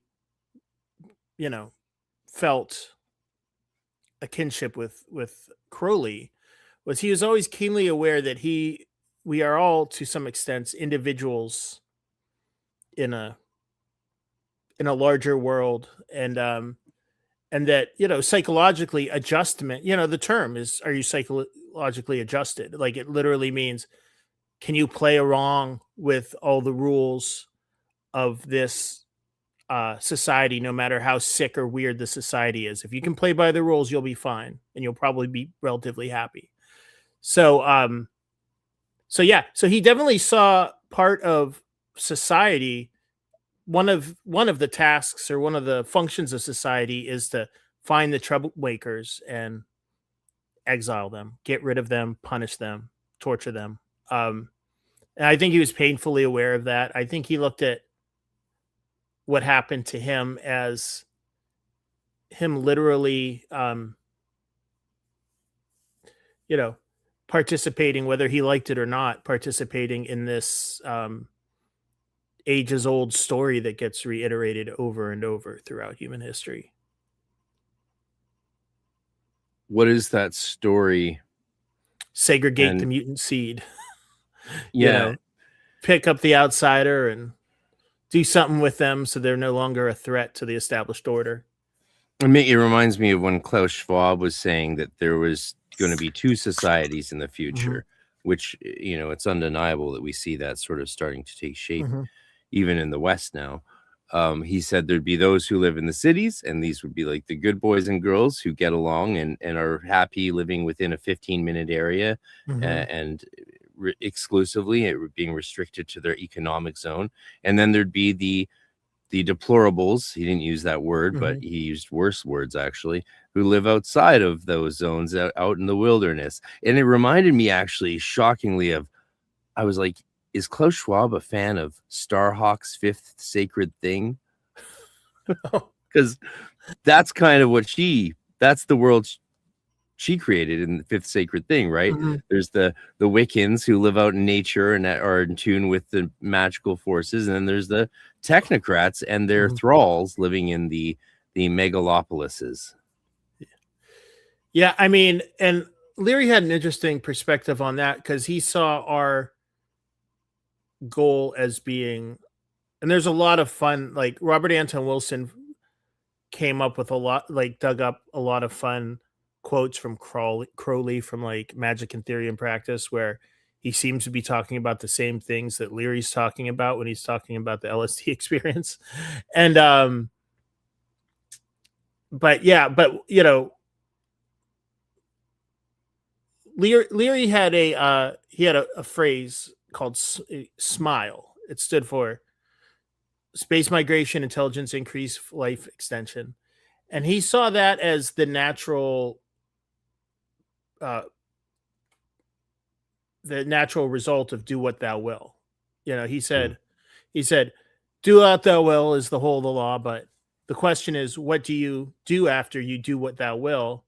And then, you know, Leary said, well, if you're like most Thelemites, you make a pompous ass out of yourself. But the rest of us are going to try to figure out how to escape the planet, get smarter, live longer, and hopefully become part of whatever this cosmic consciousness is. But he was also a realist in a lot of ways. He understood that like a technological society, if we're going to have a technological society that can get us off the planet in a meaningful way, as opposed to going and flying around the moon once and coming back and then resting on our laurels for 40 years, that it's probably going to be ugly. We're probably going to have a techno-feudalist society. We're probably going to have exactly what Mr. Schwab explained and what you explained. Klaus. Yeah, Charles Schwab was the investor. Klaus Schwab. But he wasn't like saying that was a good idea. Actually, he was kind of a voice. He was, you know, he was very clear that he was the mutant seed that was probably going to be punished if this happened. One of his favorite books towards the end of his life was Neuromancer, because he saw in that a model of how the world's going and how individual acts of resistance might take place within that world. Shout out to Vancouver, William Gibson, Neuromancer. Yeah, one of my favorite books, and so glad it's getting adapted finally. Is it? Yeah. And I almost got to meet Gibson once. He doesn't come out much, but I believe he went in 2001 or 2 to the Desmond Tutu and Dalai Lama event we had at my seminary, where I got to meet these people too, of course. But I didn't get to meet William Gibson. I got to be blessed by the Dalai Lama, but I didn't get to fucking meet William Gibson. That's what I really wanted to do, was see if I could get, say hi. But he was busy with like Goldie Hawn and all the other celebrities. So it's like, but sure, I got to do the Dalai Lama thing. That was cool. Gibson is amazing. If anyone hasn't read Neuromancer, go read Neuromancer. And then check out some Neil Stevenson if you want more. I guess if you can't shake William Gibson's hands, being blessed by the Dalai Lama is a pretty okay second. It was an okay second for the day. I went home happy. It was very surreal. That's awesome. But yeah, I would have loved to have met William Gibson, my fellow Vancouverite. Yeah, what a great novel, man. What a great novel. I couldn't put that book down when I first read. I stayed up all night listening to it, playing the Dark City soundtrack. That's awesome. Leary Leary wrote a book that with a Bay Area, one of the Mondo 2000 cyberpunk guys named Eric Gullickson. They wrote a book in the 90s called the Cybernetic Society, and it was kind of like, like a 20,000 foot view of society and how it will change going forward with virtual reality and the internet. But it's kind of like the end result of all his thoughts of psychology, scientizing psychology, psychedelics, magic, mysticism. And for whatever reason, it's gone unpublished. It's sitting in the archives at New York Public Library, and I read it and I'm like, this is amazing. Like, this has to come out. But it's like, I'm just always amused to find that the cyberpunk thing continuing to be relevant, and it has a pedigree going back, further than just, I think the cyberpunk authors gave a voice and a vibe and a aesthetic to something that we had all been kind of thinking and not sure what to do with. I mean, I wasn't thinking Neuromancer came out when I was 9 years old, but I wasn't thinking about this stuff. But you know, definitely captured something. Have you ever watched Max Headroom? When I was very young, my Yeah. dad, my dad was really into it, so he would put it on, and so I'd see it a lot then. And yeah, Buckaroo Banzai was one of my favorites. Well, Max Headroom is on Tubi now, and I started watching it, and it's awesome. You got to check it out. Yeah. It's like I should it's a rewatch journalism procedural. It's like a journalism procedural that takes place in like a vaguely futuristic dystopian world, in a world where like journalists actually go around with cameras and solve crimes. Then every once in a while, Right. Max Headroom will pop out on a TV, and you're like, how are they talking to him? There are no microphones on TVs. Maybe they knew something we didn't know. But I definitely recommend checking it out. Yeah. I'll definitely go back to that for sure. So before we move on from this, the technocratic dystopia that we're seemingly entering into, do you have any thoughts on what Leary might have as his opinion of the world today? For example, we mentioned like the WEF and the whole globalization movement. Canada's famously really put itself on the map the last 5 years, first with the trucker protest, the shutting down of our bank accounts for peaceful protesting, arresting people for free speech. And then, a little while ago, we got a new prime minister for a fourth term, which is almost unheard of in Canada. And he went to China. We no longer need passports or visas to go to China. He made a new deal. So Canadians I can just fly to China without any visa whatsoever. That for me, that's a disincentive to actually go. But it's nice to, I don't know. But he went there, and while he was there, he said this is the reason that he's separating from the United States and cutting off. He wants to cut off from you guys and focus on China and Europe, even though over 80% of our trade is with you. And the reason he wants to do that is according to him, is this: for the new world order. And then 2 days ago, he went on national TV and said something that they're saying was off the cuff. But clearly, you tell me if you think this was off the cuff. He said very slowly and precisely, "Canada strong makes America great again." What does that mean? Like, he won his election on demonizing Trump and Americans personally. Right. Saying that you guys are shit and we shouldn't go there, even though you guys keep coming here and supporting us for some reason. God knows why America keeps supporting us. We don't really deserve it at this point. You're like a runty little brother to America. Like, I like to look at us as your, like, differently abled adopted stepsister, who's, becoming increasingly tarded as the days go by due to our anemic, globalist, corrupt leaders who, because it was funny to watch the CBC and the pundits try and explain what Carney meant, because he spent his whole he got elected on demonizing America. He's gotten his majority government by bribing conservatives to cross the floor, which of course makes people feel betrayed. So he's destabilizing our country in every way he can conceive of doing it. And then he goes on and says what he says. And so I'm watching CBC pundits who are all shills and bought out and owned by his party. And they say so. They've said so themselves on hot mics many times. They're like, this is all bullshit. We're just making this up. We've heard Rosemary Barton say that. It's all made up. And she had to be like, confront the issue that Carney just said, Canada strong equals MAGA. Yeah, was he invoking MAGA, or was he like turning that phrase on his head to, like, so if you really want to make America great again, forget about Trump, support Canada? So clearly he's trying to get Trump's attention because of Kuzma agreements that America is currently negotiating with Mexico. You guys are doing Kuzma with Mexico right now. We need to do Kuzma, and if we lose it, then it means that we literally could be bought out. But we're already mostly owned by China and America. Yeah. All of our services, we had BC Hydro, now it's BC. We had BC Hydro, and now it's owned by an American company, I believe. We had BC Tel, now it's TELUS. but most people don't realize that's TELUS. Yes. Oh, that's So fun. and I didn't realize. we sold our transit system to America so that the rates got jacked up, and all these Well- American CEOs are getting massive bonuses. So Well, we're destroying the country. These things are not being sold to America. They're being sold to American corporations. That's which right. makes sense because our infrastructure, our public infrastructure, has been sold out to corporations over the last 30 years. So I think all the industries in America have been privatized, and now of course they're going to go to Canada. It's like, it's very William Gibson, very Timothy Leary.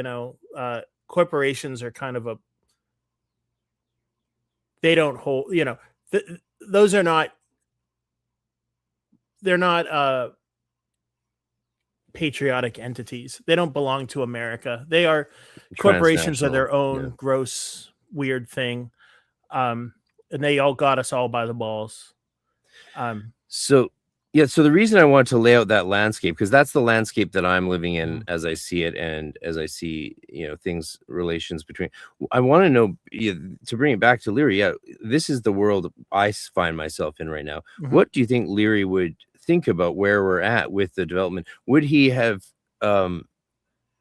would he see us going, because we're bringing back psychedelic therapies in a big way. Your country has Trump just did an executive order. We'll see how that turns out, if it's done right.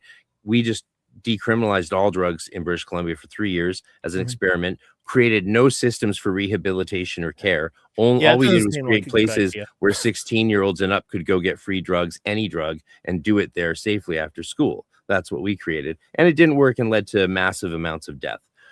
So we've rolled that back and recriminalized the drugs. So what would he think of the project that he was so optimistic about? He talked about us being star seeds. He talked about the evolution of consciousness, SMILE, as you say, with the acronym. What do you think his take would be on this situation that we're in? And what would he say our responsibility is? How can we use the technologies he spent his life studying? And what would he recommend us do with them? He was an optimist, an eternal optimist, but he thought in evolutionary timeframes. So what do you think his take would be on what's going on right now?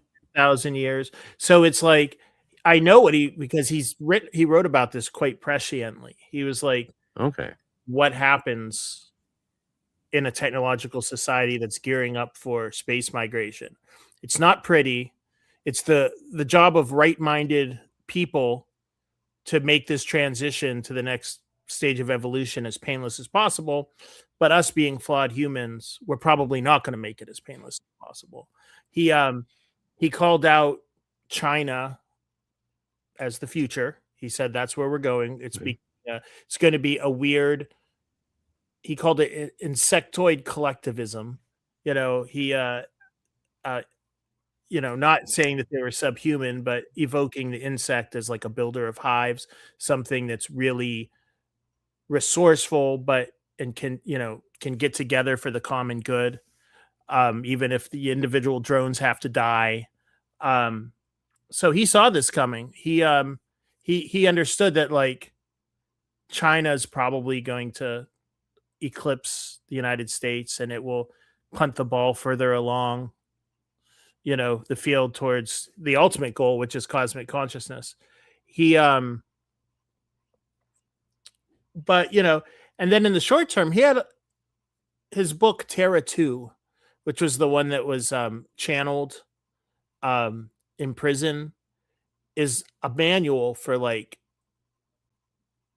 how to kickstart commercial space travel in the later years of the 20th century.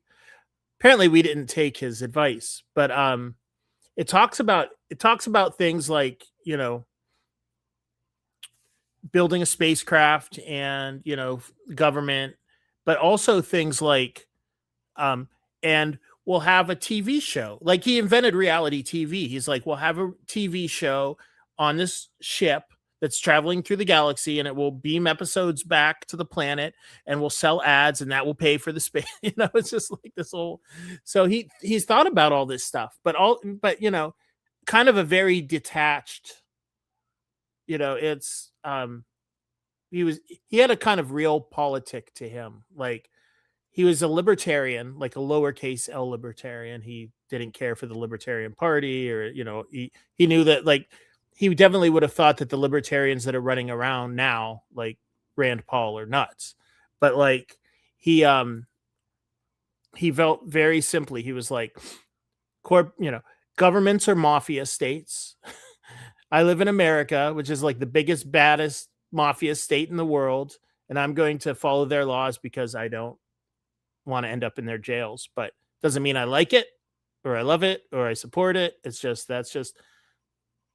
that's how the mutant seed that's what the mutant seed has to do to get by in 20th century America, which I can't disagree with that.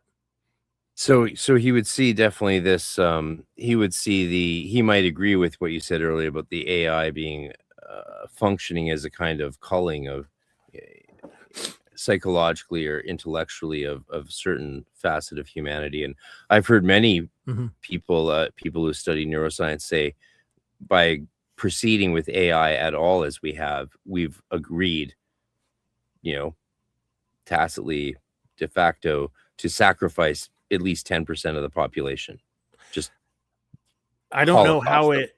Yeah, I don't. Their brains they can't handle it. They can't interact with it and stay cogent. Yeah, there was a point in the 80s where, Leary, he always had his slogans, and his one is, the PC is the LSD of the 90s, I never knew what that meant. Because you think about, really, my Apple IIe, like, that's going to be the LSD of the 90s, and my Commodore 64. And what I think he was pointing to is that what we have now, 2026, we have an environment where damn near everybody on the planet is always on the internet. You don't have to log on to it. It doesn't have any of these like breaks. You don't have to like go to your computer and dial up with a modem. You're always online. Your head's always on a screen. And I mean, even if you're not actively playing with an app all the time, that if you have any question at all, you can pop this thing open and you don't even have to type it. You just ask the question and then you have the answer. I think he was recognizing that once the world gets to the point where all of society is that online all the time, the changes to what we do as human beings, how we live, the mental media environment will be so profoundly different that it will be a similar evolutionary leap as, living on water and then crawling into land, or what he thought was going to happen, going into outer space and living in zero gravity. And with such a profound, and I think we're in the very early stages of just that. I think we have no idea what this internet is going to do. And I think the AI, I think there's a lot of hype, there's a lot of promise, but whatever pans out is going to be so drastic and monumental that it is the kind of environment that's going to create some sort of evolutionary change. And there are victims to evolution. Like, nature is violent and nasty, and evolution, just think about the poor Neanderthal. A little bit of them lives on in our DNA, but a lot of them are gone, have been culled. I think AI might be the piece of the puzzle that does that. Now, this is my conjecture, but I mean, yeah, it's an era of transformation, death and rebirth. That much is for sure. And I am fascinated by people like Leary and Hoffman and the other original psychonauts, for lack of a better word, who gave us an understanding of these plants or plant medicine or drugs as plant medicine that we might have not had were it not for them, right? If other players had been the ones to pioneer these things, you know, more nefarious players, we could have a very different situation on our hands, right? Maybe instead of giving us all Ritalin, giving kids Ritalin and all these things, maybe they'd be giving them, you know, microdoses of psilocybin or ketamine, right? That could have been an alternate timeline there where they're just, you know, plant medicing us into submission into the new world order, whatever that is meant to be, if it's a post-human one or if it's a post-terrestrial one, or a bit of both. There's different ways it could have gone. So it's very much how these things are used. So we're lucky that people like, you know, Leary, Ken Kesey, the Beats, all these guys, this miasma of creative rebelliousness that led into the 60s gave us an undercurrent in subculture that has fueled not only psychonauts and entheogenic studies, but the esoteric and the occult. Magic hitched a ride on the psychedelic train, it seems. Yeah. Have you had PD Newman on your show? Many times, and he's been at both my last Nokia cons, and he'll be at this one in person. Good. He was just in Vancouver, called me on his way to from Salt Lake to Vancouver, said, "Do you have a few hours?" Yeah, I met him at the Mushroom Cafe, which is the special cafe where they sell all the stuff legally somehow. And he was on his way to see Dennis McKenna. Oh, wow. Yeah. So I got to see PD Newman in the morning. He went off to Dennis McKenna's house and spent the night with him to do some filming for his documentary. Oh, that's cool. Yeah, I owe him a email. I wanted to talk to him for my book, and that never panned out, but he sent me this paper that he wrote, and it's like, you know, Leary posited 24 Trumps, basically said that there were 2 missing Trumps in the tarot. PD came up with this theory as to why there are only 22 Trumps necessary, and he like tied it into some sort of Gurdjieffian thing that I don't understand at all. And and he sent me his paper, and I didn't include it in the book because I didn't understand it. And then when my book came out, he sent me it again, and I'm like, I got to talk to him about this because I know there's something here, but this is like way over my head. The Gurdjieff stuff, I just don't quite. I read that. I avoided Gurdjieff and Swedenborg only for one reason. There's too much of it. There's just too much of it. And there's people who are really into it. So I'll just leave it to those folks, and I'll take whatever little morsels come my way. But I don't have the time to. You got to make decisions in life, what you spend your time with. And there's too many other things I want to do that other people aren't deep in. You know, there's things that I love more that no one's seriously studying. Let's just do a couple of comments from the peanut gallery. Thanks everyone for being here today with me and Joseph Lenny Flatley. It's been a long time coming, and so it's very exciting. Ebley says, the way I explained it to my girlfriend the other day was, would you care what Google said if you asked it, is God real? Makes sense, right? Does Google know what is good for me? I think the point is that they're educating kids now to lack cognition, to be illiterate, and to not be able to assess information. And that's what's happening in the school system at a massive level. Well, you know, we discussed our use cases for AI earlier in this conversation and how we actually are benefiting from it.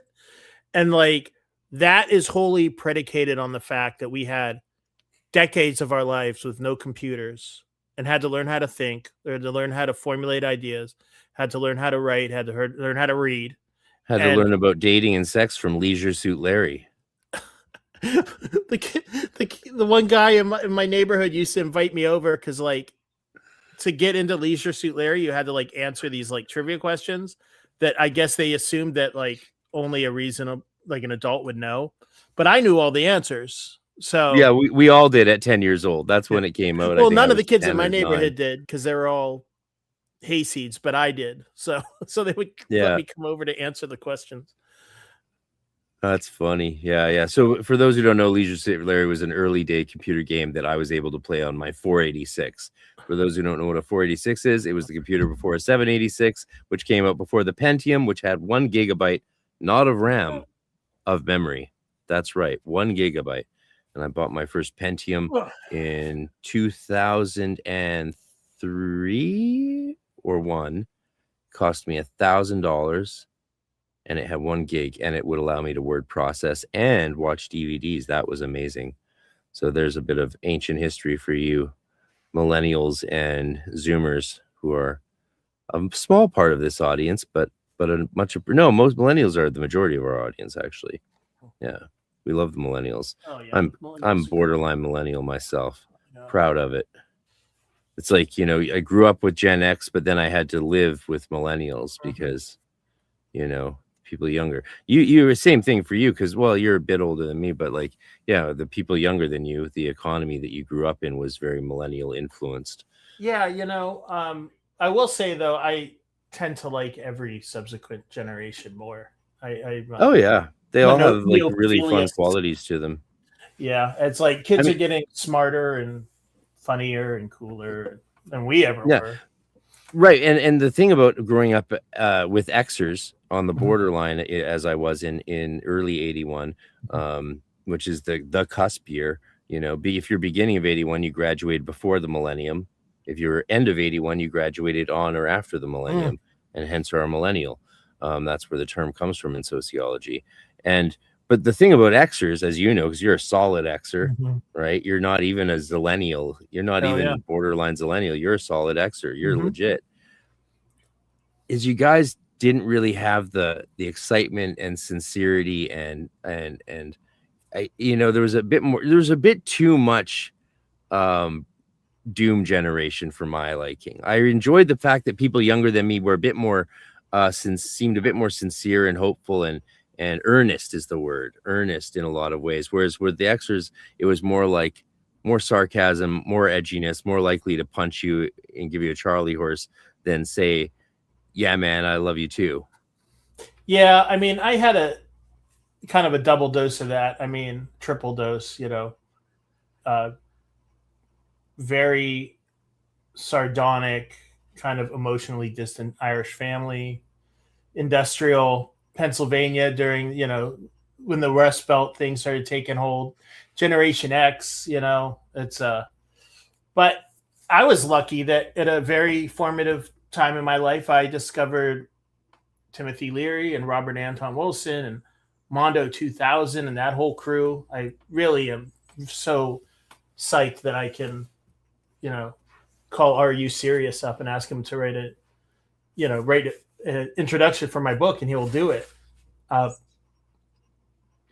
So I mean, definitely like also like the rave thing really hit when I was like a teenager. So like, might need to clarify that.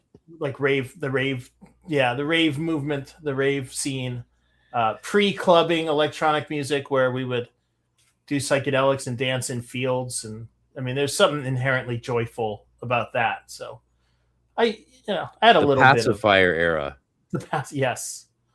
Yeah. Yes. Oh, yeah. Candy ravers. A lot of the kids in my class were into that, into the candy raving, and then as a young adult, a lot of my friends, a lot of guys, people I knew and stopped hanging out with was because that's what they were doing. They were just going to raves and doing the party thing.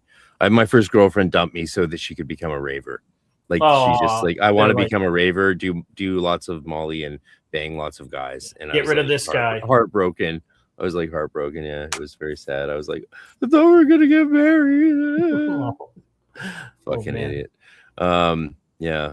Abel says I'm 34, but feel and have looked like us. Very hopeful. Good for you, brother. Thanks for watching. Yeah.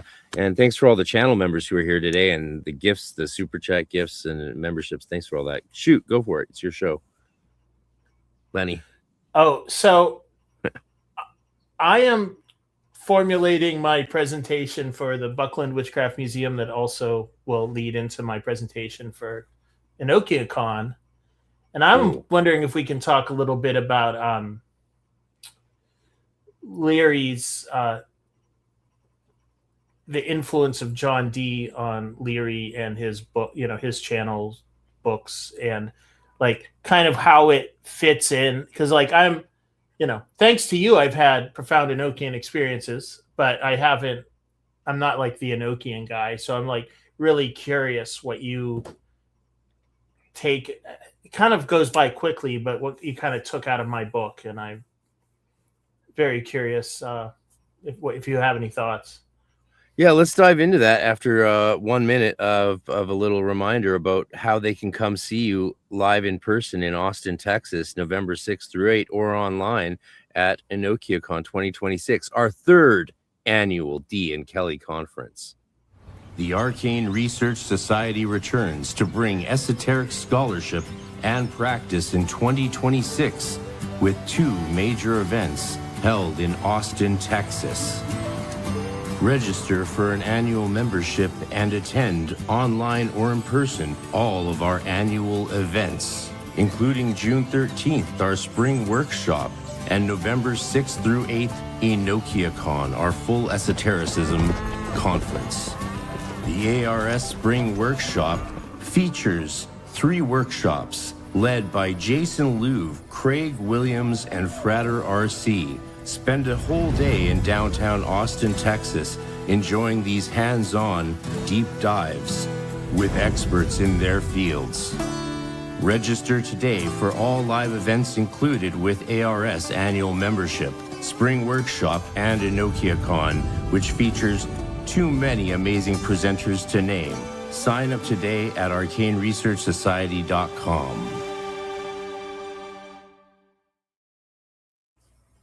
And we're back with the after Lenny has cast the Golden Dawn invisibility ritual. And so you can't see him right now, but he can speak through me as a channeler. So what questions do we have?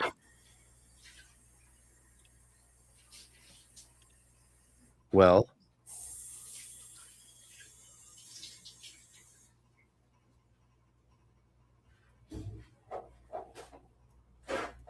we will just give our brother a second. I'll entertain you with memes while you're here. Hasn't this been who's a we'll just wait a second. Let me read you. Oh yeah, I know what to do. What you hold in your hands I didn't make it back in time. Oh, it's all right. I just was gonna read this quote from Are You Serious? But that's okay. Yeah, let's get into the John Dee and Enochian of it all. Another person I look forward to you talking to about Leary is Dr. Terry Burns, who, of course, you gave permission for me to share the Galley PDF with her when you first sent it. And so I did, and she read it. She read the whole thing in one that night. And she had a lot of comments. She and I talked about it, and I was like, yeah, I look forward to this. It'll set the stage for EnochiaCon. Mm-hmm. I mean, it'd be fun to do maybe a mini roundtable with like you, Burns, PD Newman, and anyone else who wants to jump in on the psychedelia of it all. Yeah, that would be wonderful. And the psychedelia is like not my strong suit, actually. So it's like, I mean, it's an important part of the story. And, Leary saw certain chemical keys as unlocking certain states of consciousness, or what he called circuits. So the fifth circuit enables a kind of holistic, like the first problem with traveling to outer space, and fellow Canadian William Shatner really illustrated this really well when he went Canada. When he went to the Blue Origin. He's Canadian, right? I thought he was. he went up with the Bezos Blue Origin ship, and That's right.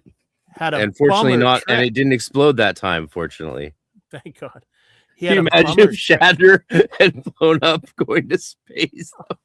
In a way, it would be like the ultimate exit for him, but it would have been sad, you know. I mean, yeah, poor guy. I'm glad he You got to go to space. That's awesome. I think Mhm. it makes me kind of like Bezos a little. Yeah. When I used to work at an Amazon facility, they had huge pictures of Bezos on the wall, and you could tell that, like in my mind, what was clearly happened was somebody from corporate was like post these pictures of Bezos on the wall, and then like some smart ass did it in a way that made it look like it was like, obviously like a caricature of like, 1984 or something. It was really just obnoxious and awesome. Oh, Hope you're not that's jealous. I funny. got a glass of wine. I figured if we're going into hour 2. Yeah, no, absolutely. We might even we could even have more fun with some of these memes if we want. But yeah, what did Enochian. Yeah, what did Dr. John Burns D, have Edward to say Kelly. about what did you guys talk about when you read it? Okay, it was a while back. That's the Mhm. problem. It was a while back. I'd have to go to the message. She had some interesting comments about the D and Kelly, Timothy Leary stuff, but I don't actually remember it. I wish we could beam her in right now but we'll leave this as teasers and provocation for people to want to register for EnochiaCon for our events this year, because there is a payment plan available right now, people, so you can really get a good deal for advanced registration prior to June 13th. And after that, it's and the in-person seats are selling out. We're announcing 2 more workshops for EnochiaCon. Actually, I may as well announce it here. So currently at EnochiaCon, we have these practical workshops that are not streamed, not filmed. They're only for in-person attendees. They're in a smaller room, max 20 people. And we have a workshop of doing magic with Ashen Chassan, Frater Ashen Chassan. We have one with Scott Michael Stenwick, where he's going to show you his method of working with the Enochian Kaku demons for wealth and to become a millionaire. And he says it will work. So, I mean, sign me up. Sign me up. I won't get to be in it because I'll be running the event. Oh, well, you that's why you guys all got to teach me how to do it after. But we can announce now 2 other workshops today. There will be, because we can't do many. We don't have the facilities to do many. But they have 2 other work, and you have to register when you sign up. That those fill up soonest. Those will be filled up the soonest. So register today if you really want to get your spot, because you could do all 4 workshops, and we might have a 5th. The other 2 new workshops I'm pleased to announce are Dr. Terry Burns doing a hands-on, unfilmed, unstreamed, offline practical workshop on Enochian Watchtower openings and the methods of doing that. Again, we'll have a full holy table, the watchtowers, the wax tablets, full setup will be there, the full Enochian setup. And so Dr. Terry Burns doing a full workshop, and just confirmed last night, Frater Eleftheria will be here from Australia, almost said New Zealand, from Australia, and he will do a workshop on working with the parts of the earth, John Dee's political magic system, to influence the regions of the world, parts of the earth through the aethers, and working with those zodiacal spirits that we use to influence politics. And Scott Stenwick's big in that too. So that'll be really fun and exciting. So you could do at EnochiaCon this year in-person magical working with all 4 of those. And again, there might be a 5th workshop. We'll see. With Ashen Chassan, Scott Michael Stenwick, Dr. Terry Burns, and Frater Eleftheria. If you sign up in time, you could reserve a seat in all 4 of those workshops. I don't know any other event where you could do magic with 4 people like that all in a weekend. So I'm very excited that we're making this happen. And thank you everyone for the support, because especially the people who supported the last 2 years, this wouldn't be happening without those people. So especially to everyone who supported it before now, that's why I called it a society, because it's a one-man show, but nothing's a one-man show. Nothing, right? Anything that exists that thrives has to rely on other people. So that's another reason to come, is to watch people tete-a-tetes with people like you and Dr. Burns talk about psychedelics, because she's from that era. right? She's from that era. She's known some of those people. I've been lucky enough to do a lot of magic with people who used to. One of my pagan mentors, she used to do acid with Ken Kesey all the time. She basically lived there. First time she did acid was from a test tube from him, right? You're like, yeah. And those people are still around. We still have a lot of those people around. We're lucky enough at this point in time to have that. And let's enjoy them and learn from hear their stories while we still can. Yeah. Tell me why. Go. Why did Timothy Leary? Because it's not why people think. There's a different reason why people think. Why did he think that he was the reincarnation of Edward Kelly? Because Crowley thought that too. Yeah. He had a kind of,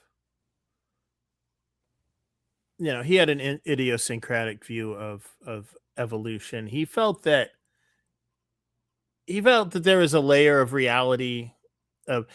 He felt that there was a interaction between, our normal material realm, our mind, our consciousness, our physicality, and DNA, in the sense that, when you enter certain levels of consciousness, you're like what one would call the Akashic records. He considered that to be the genetic knowledge of our species. And he felt that anybody who had a really strong influence on you on that level could be a reincarnation. So like, it's not that like Crowley's spirit left him and then left spirit and entered, or that Kelly's spirit left Kelly and entered Crowley and then entered Leary. But he felt that,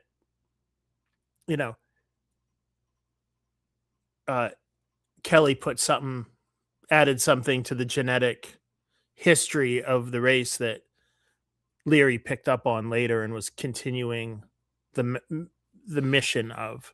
He felt that he likened it to TV. He's like there's certain scripts that some of us pick up, like no matter how much we like to believe that we're these free will creatures that do whatever we want, there is an aspect of predestination, whether it's explained genetically or spiritually or just dumb luck.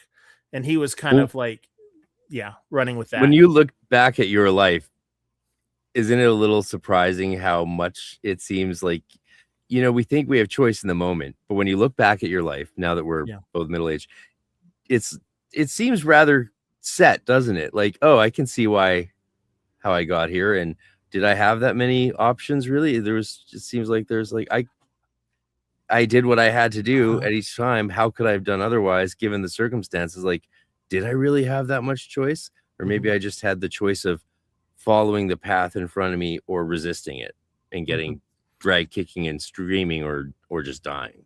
Well, I'll tell you, I had a really interesting experience. I've been plagued by these I hate dreams. I hate dream work. I find dreams to be annoying. I never enjoy them. If I wake up from a dream, I'm just like clammy and tired and annoyed. But I've been having these very similar dreams for years now. And, I've tried to do that thing where you write them down and that doesn't really help me. But I have a colleague who's an existential phenomenologist, which is like a very specific branch of psychology. They teach at Duquesne University. And but he's well versed in like Jungian dream interpretation. And we've been going over my dreams. And they're definitely far from just being like annoying, weird sets of symbols. There's a definite like consistent symbol system that's definitely telling me something specific about me and my situation and my life. And it's really wild learning that all these like things that seem to come up randomly, but consistently for years have been telling me something specific. And, Jung basically said, if you don't work on stuff, it's going to come back in your dream life. It's going to come back to you. It's, like if you ignore something in waking life, your dreams are going to make it clear that you got to work on this shit. So I'm doing all this. And then I remembered. So now go back to, 1982.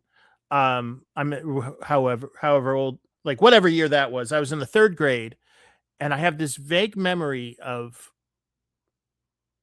being given like a battery of like a psych eval, like multiple days at a psychologist's office at a university. And what little I remembered of it, I remember just my mom being annoyed that my teacher like recommended me for this thing, and she had to take me to the hospital and the mental hospital and get this battery of tests in the 3rd grade. And I haven't thought about it at all.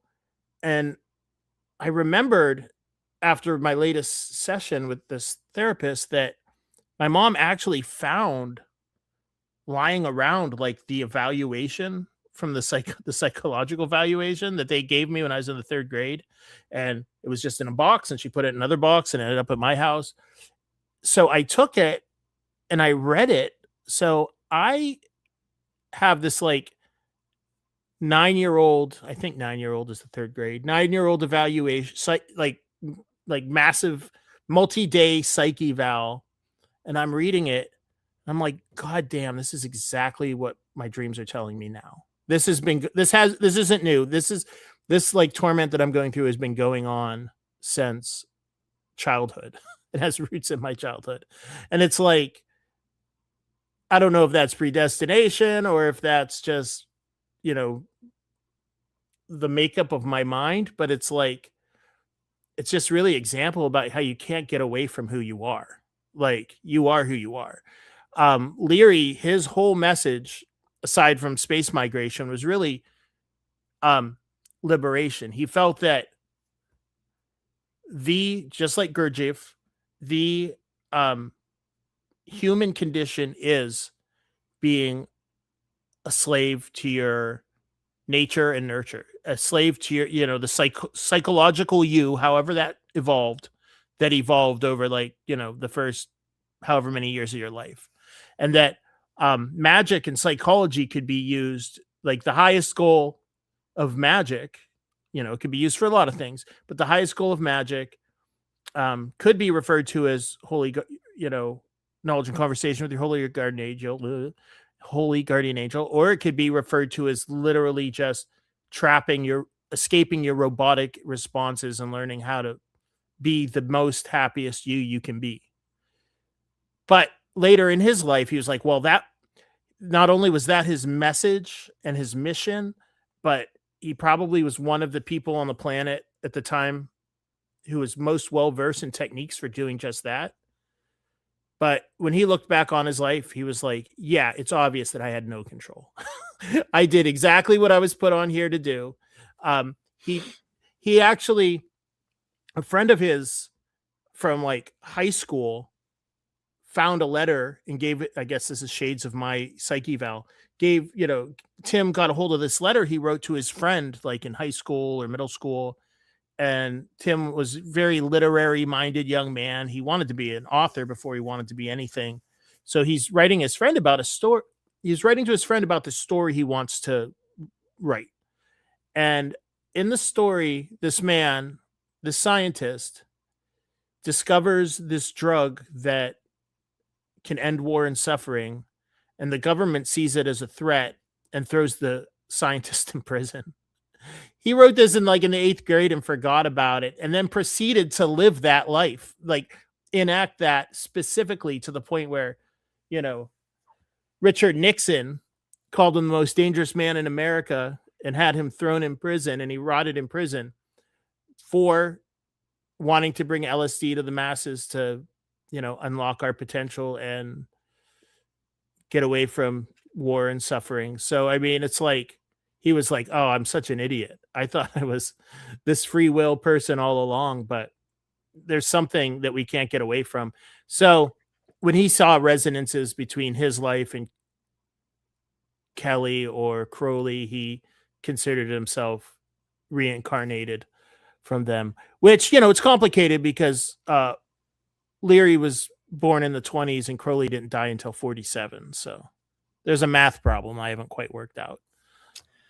Yeah, not quite as neat as Ella Falavi dying in 1875 and Crowley being born in 1875. It's like that lines up well. I mean, But the reason I brought that up, Mhm. Leary's sense of reincarnation and who he was reincarnated from, it's not because he thought I wasn't interested because he thought he was reincarnated from Kelly, but because of how he views reincarnation, which Mhm. I've always had I got way into it when I was young because I was raised to be into it. Yeah. And it really had some negative side effects on my life in high school, especially up until about grade 10, 11. By grade 11, I seen the damage it was causing and I abandoned Hmm. it for the most part, and I Mhm. rejected memories that I thought I was having, and I would write them down as short stories Mhm. and try and characterize them and fill them in exactly to make the memories or glimpses I had seem realistic or make sense to me. I would narrate around them to tell a story that would make them make sense.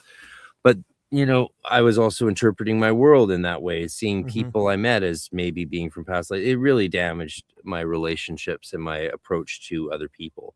And so I rejected that and was like, this is, even if there is reincarnation, it's a damaging to worry about it. And of course, I would also meet other people that were damaging their lives, especially my mom's friends, in my opinion. They're always worried about whether or not the guy they're dating is from a past life or not, and which past life, and then they go spend hundreds of dollars on psychics to be told what their life was like in Egypt or Greece or Mesopotamia or on another planet, or all this stuff. And they spend all the time, and I would be sitting there at the cafe with them thinking, you could call the guy up and just like get to know him better, but instead you're spending all this time talking to psychics and astrologers to get to know him better. Why don't you ask him questions? Because as a young man, I was like, I wish girls would call me, talk more, just talk about stuff rather than play some sort of social game. But of course, I was young and didn't understand the game, so it was inscrutable to me, and therefore I criticized it. And of course, then you get older, you learn how the game works, and you realize there's ways to communicate within that game and that dance of mating and romance. But yeah, I had to leave behind my pursuit of past life memories, and eventually it came to the point where I was like, well, I just don't think they function the way people who are really into it think, like this leapfrogging through. Because souls theoretically exist outside space time. So there's no past life, there's no future life. Like, also, if the Hermetic view is even slightly accurate in some way through our limited means of expressing it, that we are spirits or daimons, and that we are filled with almost infinite amount of daimones and kakodaimones, dark spirits and light spirits. And so why couldn't we all, like Leary said, if you resonate with someone, maybe you were part of one of the daimones diamonds in their spirit, in their body, or maybe, so why couldn't you have all been Cleopatra? But that's where I noticed and starting to think that way, I unraveled what I found the most insidious part of past life belief, which is that when I expressed that interpretation to people who are really into their past lives, they'd get upset. And then I put my finger on it. I'm like, you are less interested in feeling connected to this historical person and more interested in feeling like you own them. Special. Oh, yeah. That's wild. They're yours. And you get to rewrite their history even. Right. I've had this with many people who claim to be Golden Dawn people, and they're like, yeah, and I'm reborn. It's like they were Hermetists who were initiated into the way of Hermes, which means when they died, their soul united with their holy daimon and ascended to become like a star god or an angel. So they're not you. Or if you're saying they are, then you're saying they failed to achieve everything they were, and also insincerely even followed that path. If you're Moyna Mathers or McGregor Mathers, then you're saying they not only failed, they weren't even sincerely on their path to begin with. Because if you are sincerely on that path, you do become initiated. That is part of that Hermetic journey. And you do become, like, you've made that choice. It's not like you can make that choice and then be like, oh, oops, it didn't work. Like, that's not part of that process. Like, Craig Williams, who's doing a workshop with me in 2 weeks, he said this on the podcast the other night, right? At a certain point in this death gnosis, you have a path to take in the Ayurvedic or in one of those traditions. I can't remember which one. He knows a few, but you have a path. You can go the way of return to the earth and to the ancient, spirits, or you can go the way of the was it the Brahmins? I forget the word, which term it was, but into the way of beings of light and the heavens, the realms beyond. And that's your choice. It's not the choice of some person 10, 20, 50 years later who claims to be a reincarnation and gets to rewrite your story. The hubris. Yeah. Anyway, off my soapbox now. But that's why I liked what I liked him. At first I was shocked that he would claim to be Kelly's incarnation. Then I found out, then I realized, oh, he has a different way of seeing that reincarnation. Yeah. That one that actually works for me. Yeah. It's pretty great. And he came to that conclusion, the Thoth deck. I think it's the Ace of Discs is inscribed with the words "To Megatherion," the great beast in Greek. So he, the first time he ever saw a Thoth deck, he's like, "Oh, this is awesome." So he said, "Who am I and what is my destiny?" And he did one cut and he looked at the card and it was Ace of Discs, and he's like, "Oh, that means I am my destiny is Crowley's destiny." So like maybe that's even like a more elegant way of explaining all that.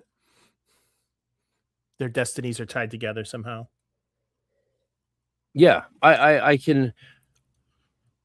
I especially think, imagine we're talking like we're together, you and me in the afterlife, right? So we're floating around as little orbs of light or whatever, and you and me are chatting, right? And we're looking at reality in the third dimension, and we can see our whole lives, past, present, future. We can see all of history. It's space, it's time and space is one there. So we can move throughout it like we do theoretically in astral travel, right? We get to enter that space at least as best we can. Who's to say whether it's for real or not, and does that even matter? It doesn't matter, right? Doesn't matter. I mean, it does to some people, but do you want to know why it matters to those people? It's because the people are retarded. There you go. We gotcha with one. Oh. We hit you.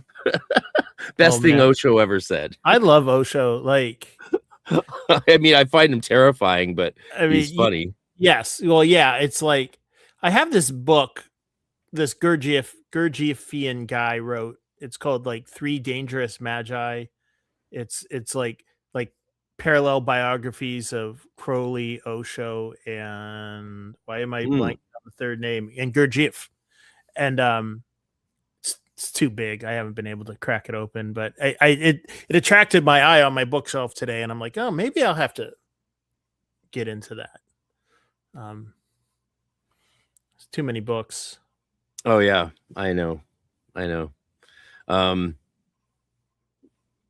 So yeah, the reincarnation thing it can be a real trap, I think, for a lot of people. And I would love to see people enjoy their lives and be grateful for the lives they have rather than getting lost in the past more. Yeah. And if you and I are spirits outside of space and time after this, then why can't we enter into any life at any time? Why can't we say, hey, let's go check out Cleopatra? That's the big one, right? Or Napoleon or Math. We could just go in and experience part of that life. And then when you come back out, was that your life? I mean, why wouldn't it have been? I mean, you would theoretically live their entire lives. Even today, we could die, then go live their lives, then come back and relive this life, and then go back in the spirit. We could just bounce. That's a theory, right? Yeah. It's a theory. And then to me, it makes more sense than the standard New Age tropes of reincarnation. Well, the like the classic definition of reincarnation, presumably or possibly, was a perfectly good explanation using the language of the time for whatever, and it's like, and it's so surprised that like Leary would view reincarnation differently, because he's thinking about the genetic code and radio waves and whatever, electricity, light bulbs, whatever, whatever's floating around in his head, being growing up, being a child of the Depression and living into the technological information age 20th century. But what where I find it all falls apart, and I think you're kind of saying the same thing, is when we hold on to these old, clunky, dusty metaphors and try to make them fit into right now. I have a really good friend who he believes in lives between lives. Have you heard that phrase? That's a new age phrase, and I've heard the phrase, but I don't know really how it's being used. It's literally what you think it is. It's like, if you believe you are reincarnated, there are people that say, yes, that's important, but also in between incarnations, when you're in limbo, they're like breaking up that experience into like even more smaller pieces of the pie. So like now, instead of just doing, because he's a hypnotherapist or clinical hypnotist, not a therapist legally, but a clinical hypnotist, and taught me hypnotism. Cool guy. But he not only does he go and talk to past lives and fix up problems there, but he'll go to your life in between the last two lives to root around for problems that are holding you back in this life, which to me is the most insane thing. But he does get effective results because, on some level, all this hypnosis and all this stuff, spiritual practices are a metaphor. And he found a way to use those metaphors to tinker around and to make people happier and quit smoking and, follow their diet, no longer afraid of flying. So it's like, there's some usefulness there, but I mean, it seems kind of facile or obvious, but it's confusing metaphors with reality. And that's not to say that like the metaphors we use in magical practice, if we're talking about energy or spirits, that's not reducing these things to the level of metaphor or reducing them to like, oh, these are just imaginary. Once again, the imagination and this language we use is somehow how we affect reality. And it is more profound than just saying it's all made up bullshit. But on some level, it's all made up bullshit, Or at least it's human bullshit. Yeah. Right? I mean, we're little gods. We're according to the Hermetica, we're dying gods. Yeah. And then if we're initiated when we die, we get our tunic of fire and are reborn as like the star gods. Not as star gods or angels, because apparently we're better than them. So again, the Hermetica is very optimistic. And that's one of the things I love about it. It's like, why not pick the most or be drawn to the most optimistic of faiths, So C.S. Lewis would definitely agree, like, go do what works, Right. So yeah, as dying gods, we're little creators. Everything we do is create. That's what we do, is we create. What are we creating? Well, maybe it's not our own imagination. Maybe it is this higher will coming through us, interpreted through our lower cognition. It's interesting, in the Hermetica, the word for lower cognition is nous. The word for higher consciousness is nous.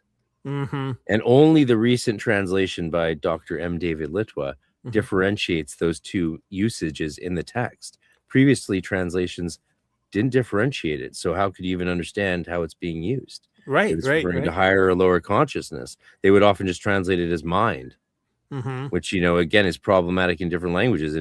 If you and me were sitting here talking about mind in German, we'd also be saying spirit. And if someone didn't know the context, they wouldn't know which we're talking about. Especially we're talking about mind and spirit. Geist und Geist. Yeah. How do you know which is which? Or in the introduction to the Goetia, where Crowley talks about spirits being parts of the brain. That, I would not agree with that. But I think he meant mind, which is a completely different can of worms. Indeed. I use imagination like I use mind. I think imagination, and I'm sure I got this from the Golden Dawn, is the faculty through which we can, summon these forces or move energy around or practice magic. By names and images are all powers awakened and reawakened. And that's not just true for magic. That's true for regular life. Hey, can you pass me the plate? Yeah, that's my next book is so my 5-year plan is to get out of journalism and just write about this stuff. And Exciting. yeah, I mean, journalism jobs have dried up, but I can always get like a work from home job that won't burn me out, so I can write more about Leary and Crowley and all this good stuff. But my next book is a look at how we believe and how we believe things and how that relates to magic practically. And so imagination as a faculty through which we practice magic. So like when Jodorowsky talks about the chakras as an imaginary system in the body, people hear the word imaginary and they think it's make believe or made up, but he's talking more about the way that somehow the mind is able to conjure up a reality that can't neatly be excised from the human body and sliced into a thin piece and put on a slide and examined through a microscope. Although it's just as real. I'm so lucky I got to spend my whole life in Rudolf Steiner's school, because there they understand the imagination very well, and that's a Rosicrucian based tradition school, though they don't teach you that stuff explicitly. Oh, I know. My daughter went to Waldorf school, and but I was like, you know where this comes from. Yeah, I mean, like, Steiner understood the imagination in its classical role as being so phenomenologically pure to the human experience. This is clearly our cognition of our higher cognition. It's the means by which we cognize all things supersensible, as Steiner would call it. And it's just such a travesty what we've done to our understanding of the imagination, and reduced it to what would be the word? We've reduced it to fantasizing, I guess. We've reduced imagination to fantasizing, where as opposed to the original Neoplatonic idea of fantasia, of the thing that allows us to create. Like that's our God faculty. And how can you say that and watch the rockets shoot to the moon? Like, how can you not say that is the divine faculty that's allowed us to create as if we were gods? And we are the gods of the earth. We are the choir of angels of Malkut, which is the Ishim, often mostly mistranslated in modern occult literature, to our great misunderstanding, because Ishim is the choir of angels of Malkut, is usually translated as flaming ones, but that's a mistranslation. That's Ashim. It's actually Ishim, which is Ish, means man. So Ishim is plural, men, humans. The choir of angels of Malkuth are humans, not flaming ones. Yeah. Wow. It's a paradigm. You blew my mind. I did not mean to blow your mind, but that shit happens. Oh, yeah. So the reason I went and started talking about my next book is because I got off track, but I think I can make a pretty good case that what social media is doing with algorithms is taking the same process that magicians, adopt a version of reality using ritual and correspondences, but that the algorithm is doing it in an automated fashion in order to get you to buy shit. And that it probably wasn't, I don't think Zuckerberg was studying the Hermetica when he put Facebook together, but I think he stumbled on something at least parallel. So that's what I'm going to be exploring for the next however many years of my life. And then naturally after that you go, okay, so YouTube is doing this to you. How do you undo it? And it probably is some combination of unplugging your phone and the LIRP or something, but we'll see.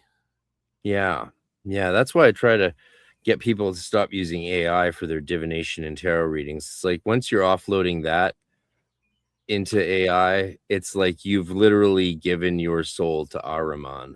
I don't even know how that would work. How are people? Oh, a lot of people are doing that. What are they doing?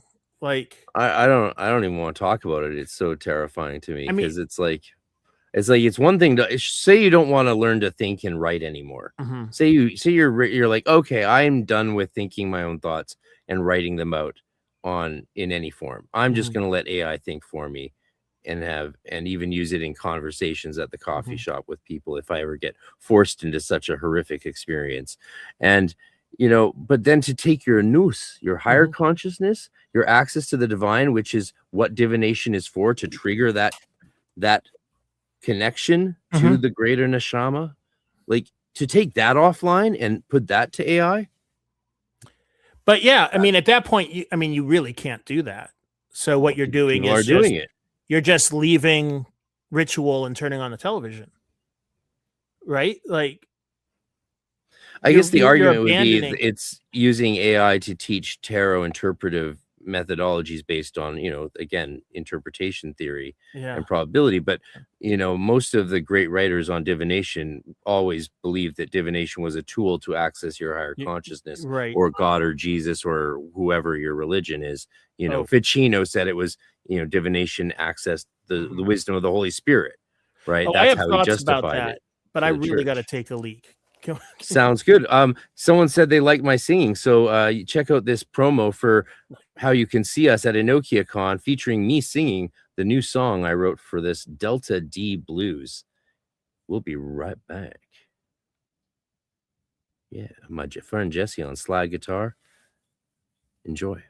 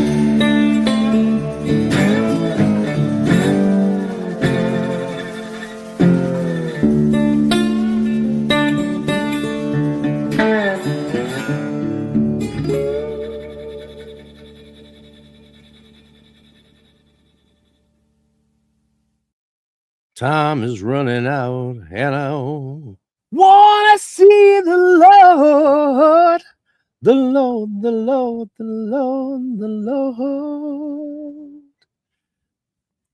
Oh, I can't hear you. You're muted. I think a lot of people would like me to be more muted.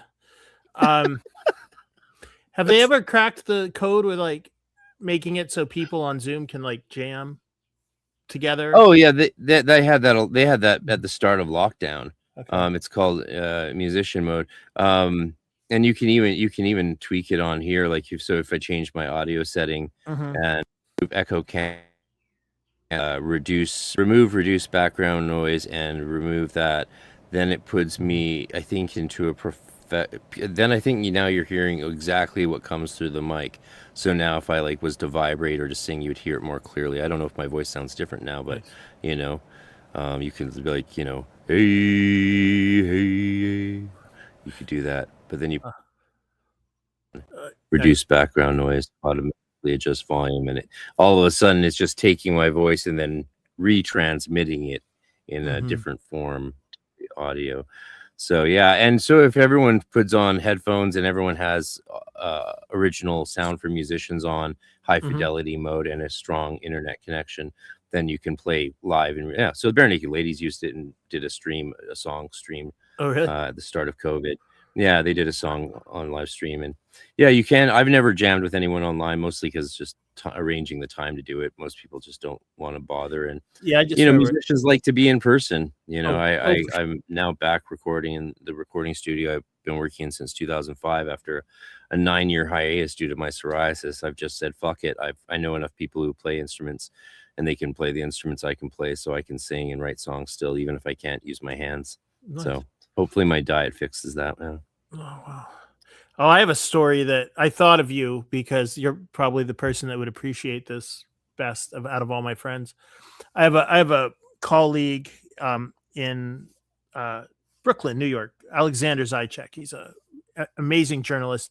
He's kind of the guy who broke Alex Jones. He did an interview with him for like the first piece of national media Alex Jones ever got in Rolling Stone.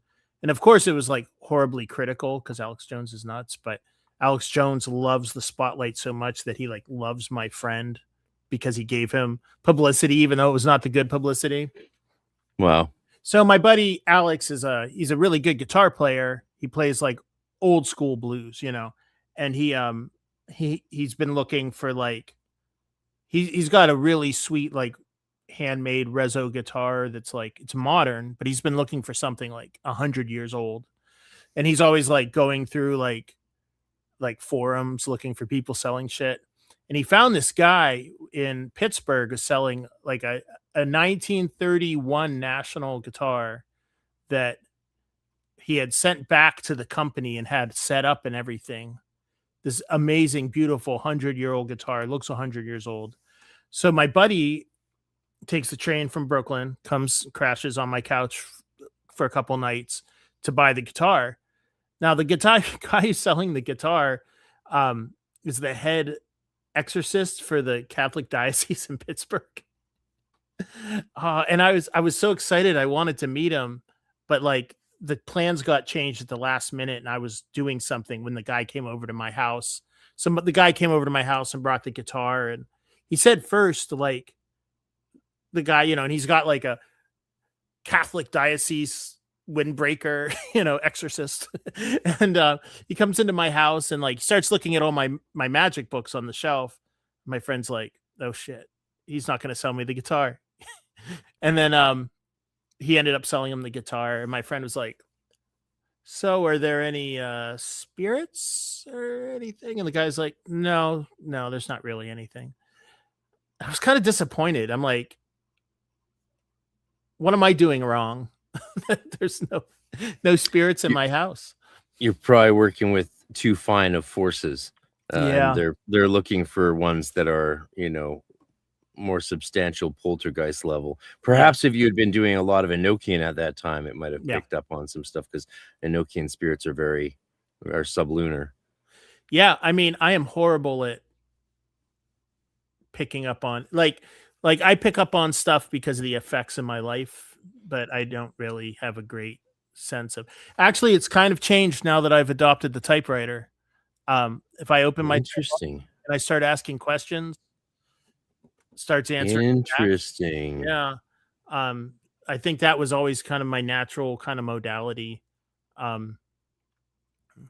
but it's not like we were talking about earlier. It's not my mind being trained by the typewriter, it's me opening myself up. And that's just like, I think what it is the typewriter, the manual typewriter with no thought or correction, because I'm not going to pull out white out in the middle of a channeling session. Yeah, you can only go one direction forward. Exactly. So like it gets everything else out of my way when I have such a difficult time getting anything out of my way. Because, after years and years of transcendental meditation, I'm still Mr. Monkey You and Mind. me both. Yeah. Yeah. Now we have that Maharishi thing in common. Mm-hmm. Yeah. Although when I met my teacher and he was taught by the Maharishi, he was so chill and so low key. It was almost like painful to talk to him because it was like waiting for a slow child to answer your question. He was like, Lenny, I want you to know what life can be like without stress. And I just thought, I don't know if this is what life is like without stress. Maybe I need a little stress in my life. Yeah. Little dynamism, little action. Yeah. My godfather was Maharishi's main guy in Canada. He still runs the TM movement in Canada. And, me and my sister's experience growing up in that world was good in some ways and bad in others. The downside of TM is that I've found with my father and with my godfather and with many other people is that transcendentalizing and if you have as your main spirituality a rising up and transcending issues, it can make it so that your spirituality is fundamentally nothing more than spiritual bypassing, unless you somehow manage to balance yourself and not allow that practice to bypass issues in the real world. Yes. However, as soon as you go to those people and like me and my sister did and to my godfather and talk about sexual abuse from my father, it's how dare you? Yeah. How dare you? You're done. You're out of the family for good. Goodbye. We're going to destroy you. Because they can't handle it, because it harshes their mellow. Right. So that was the cataclysm in my life. And I'm trying to describe it in as soft terms as possible, but it let, my sister's now dead and there's a direct connection between these things. I'm sorry to hear that. I have a relative who's now at the age, in their fourth decade dealing with the ramifications of abuse that happened when they were like 7. Somehow it didn't hit until, they got to like middle age ish. And, it's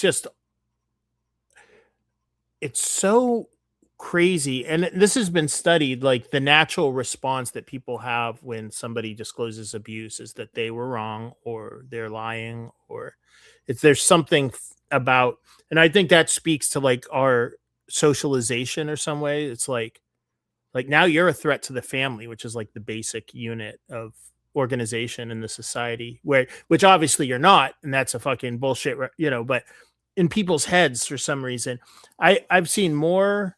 This cult that I've been writing the book about is that I've been reporting on, that I wrote the book about, I did the podcast about. It's like one big sexual abuse factory and it's one big denial factory. And it's absolutely fucking fascinating, for lack of a better word. Like, it's so just awful, Yeah. So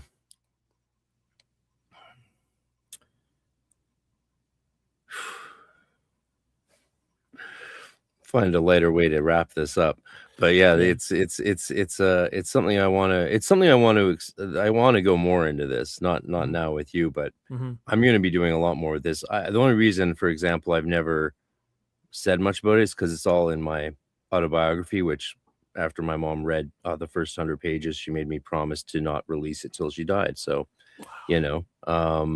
and I said, okay. And that was 2007. So it'll come out. It'll come out, and it has all the evidence, all the proof, all the everything, letters from the head of the TM here saying you're going to hell. How dare you?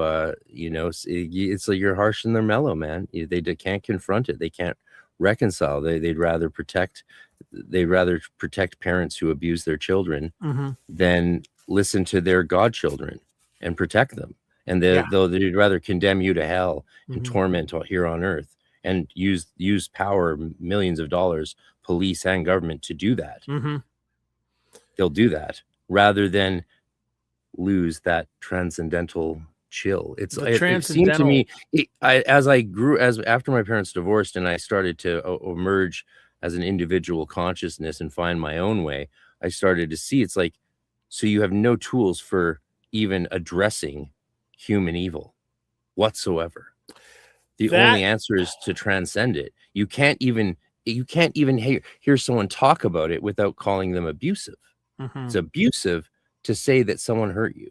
It's abusive to say, Dad won't stop touching my sister, please help. That's abusive. That makes me satanic. I mean, it just goes to show you, like, the inherent error of like elevating the transcendental or using it as an excuse to avoid what it is to be human. Leary and Robert Anton Wilson both had one of their main errors, I think, was they had a real bias against down to earth, normal human shit. I think in Leary's case, it was because he was literally in prison and he wanted to be away from his body as often as possible. Antero Ali, who has also written about this stuff, he wrote really compellingly about how and it's 8 circuits of consciousness, 4 mundane human levels of consciousness and 4 like out there cosmic levels of transcendent levels of consciousness. And it's an even number for a reason, and it's 4 and 4 for a reason. And Antero discussed a lot about how interconnected they are and how you really can't advance one without the other. Like a really obvious, like kind of silly example would be like if you're homeless and you're starving and you can't get a bite to eat, you're not really going to be able to put your time and energy into the initiatory path, I mean, there's like a practical discussion of this, but also just on a fundamental human level. Like if a good part of our day is spent dealing with mundane reality, like it's obviously as important as our spiritual lives. And if your spirituality does not leave room for fucking defending your children, then maybe your spirituality sucks,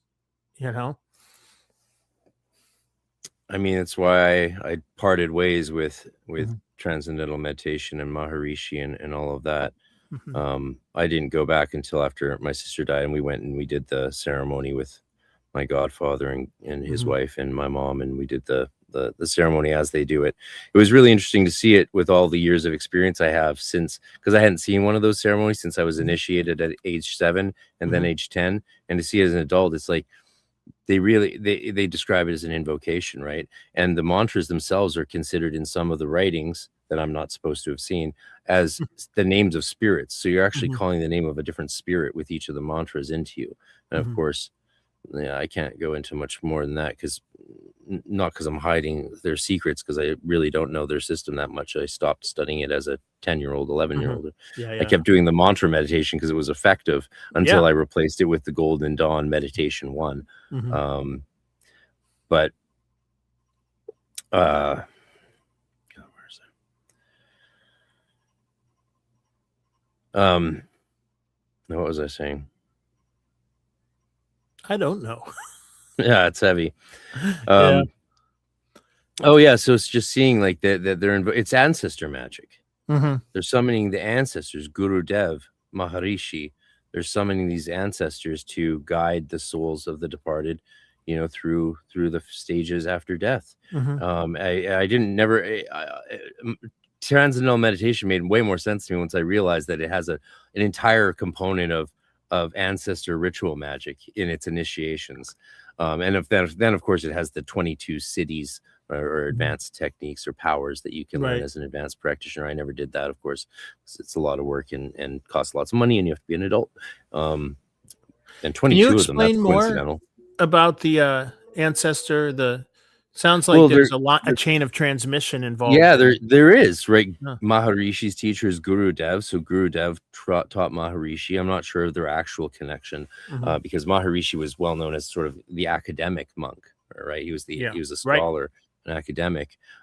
Stephen Skinner was telling me how he, back in the 70s, he ran into a few of Maharishi's chelas while he was in India and got to talk with them in the early days of that movement. So that was interesting.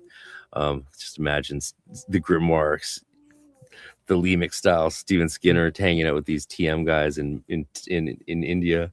It's an interesting idea. Sure, the meeting of worlds back in the 70s. Yeah. But yeah. Sorry, I lost my train of thought again. Oh, that's all right. We got into some heavy stuff that anyway. Yeah, that's the danger of a long discursive conversation. It can go into. Yeah, you get some. It happens. And that's also why people watch and rewatch. And a lot of my listeners listen to these episodes not just once or twice, but 3 times. You're all madmen. Thank you. I love you. Yeah. I have a great audience. Well, it's funny because you have a reputation of you're not quite Joe Rogan level, but you have a reputation for long live streams.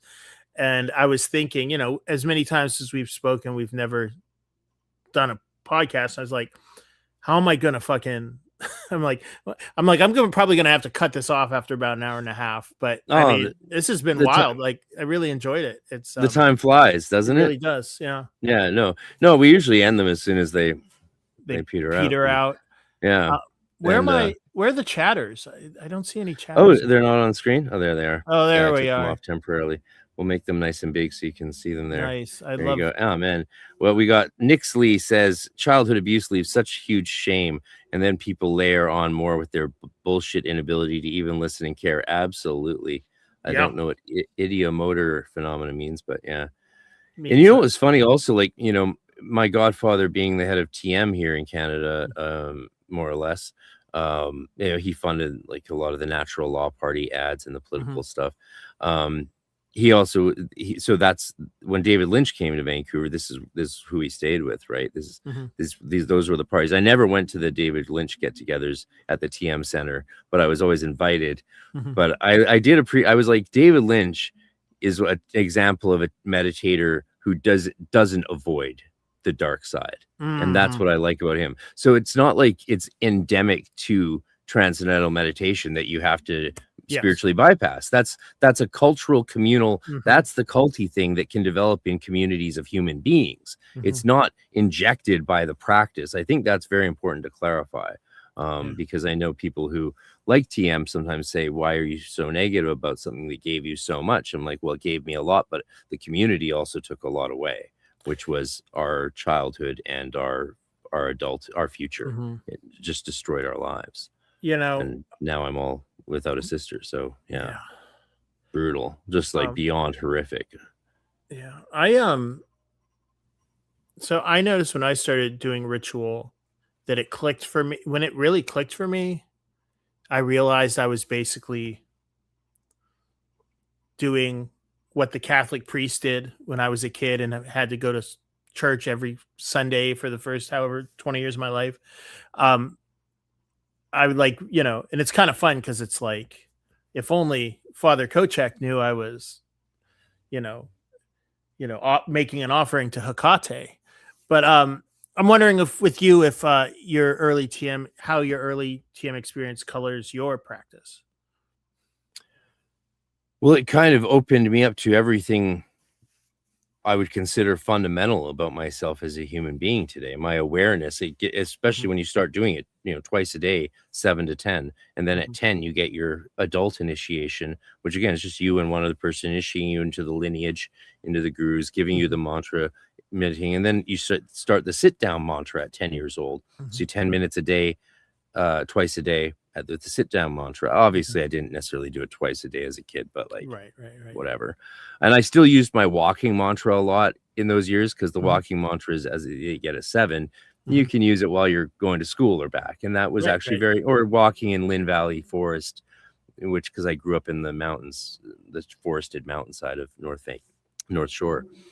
So you could use it walking. But the sitting down aspect of TM when I was 10, I started to realize, oh, my consciousness isn't part of my body.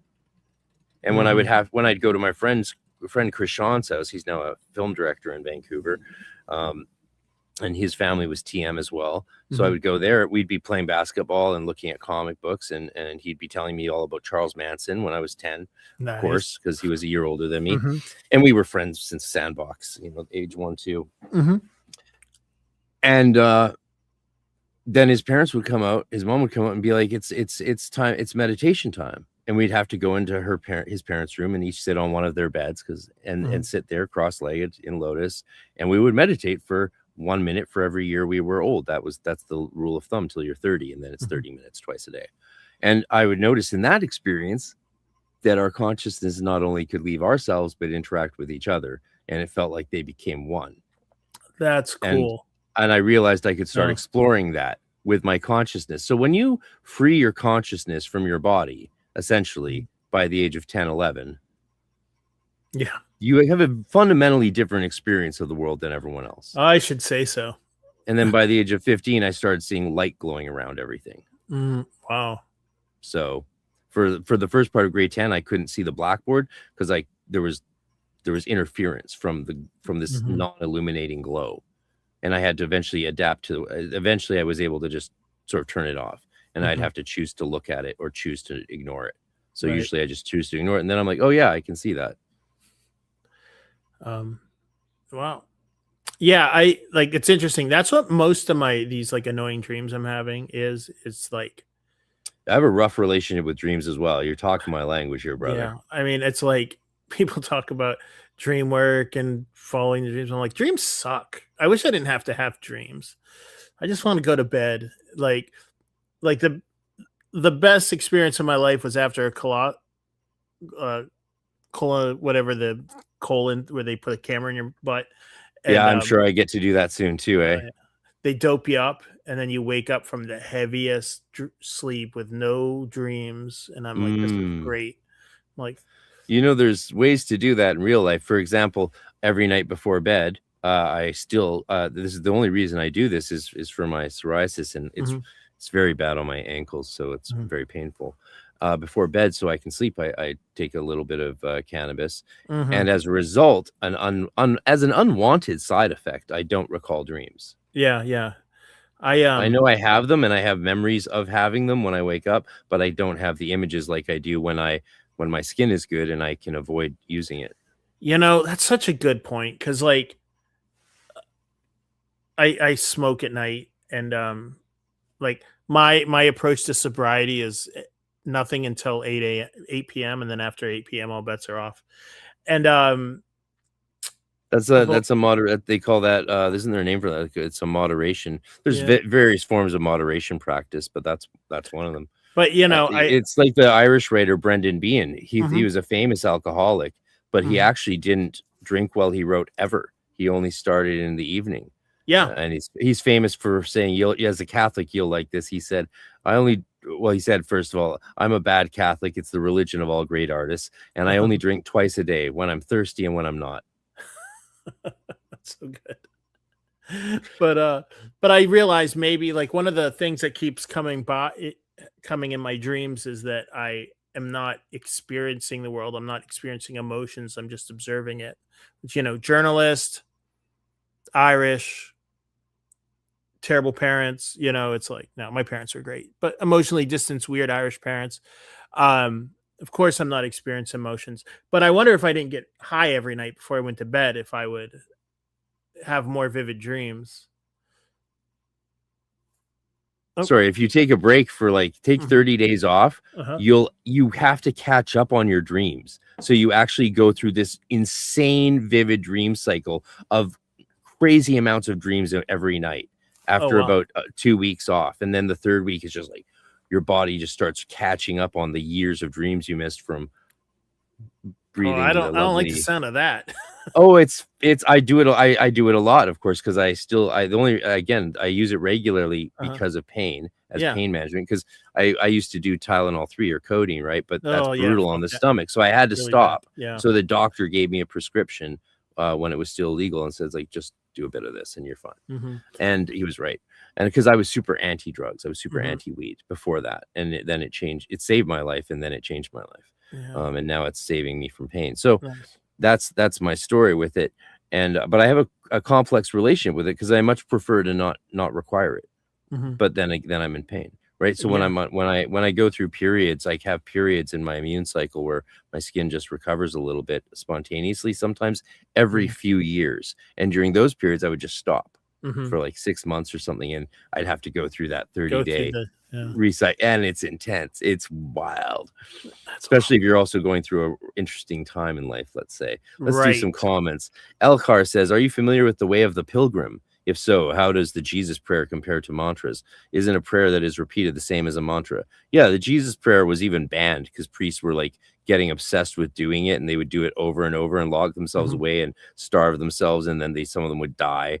But they were all in search of that's that higher experience, that transcendental experience. It's almost like they needed a kukion or a kaikion drink to and then they could just do it on the weekend and take care of themselves the rest of the week. I think Catholic, Christian, Western spirituality lost so much by losing the entheogenic component of all religion that I think's always been a part of religion until recently. And by recently, I mean the last 1,500 years. Yeah. I mean, I really, the reason I'm still very affectionate towards Catholicism and is that what? That's crazy. Frater Parabolus says, joined late and just realized that today is the greater feast for Timothy Leary, according to Lon Milo. Oh, is this the day he died? In That's a crazy coincidence. Yeah.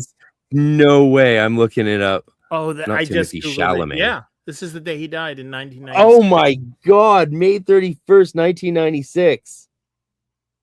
Not only is it it's the 40th anniversary, 30th anniversary, 30. Yeah. What?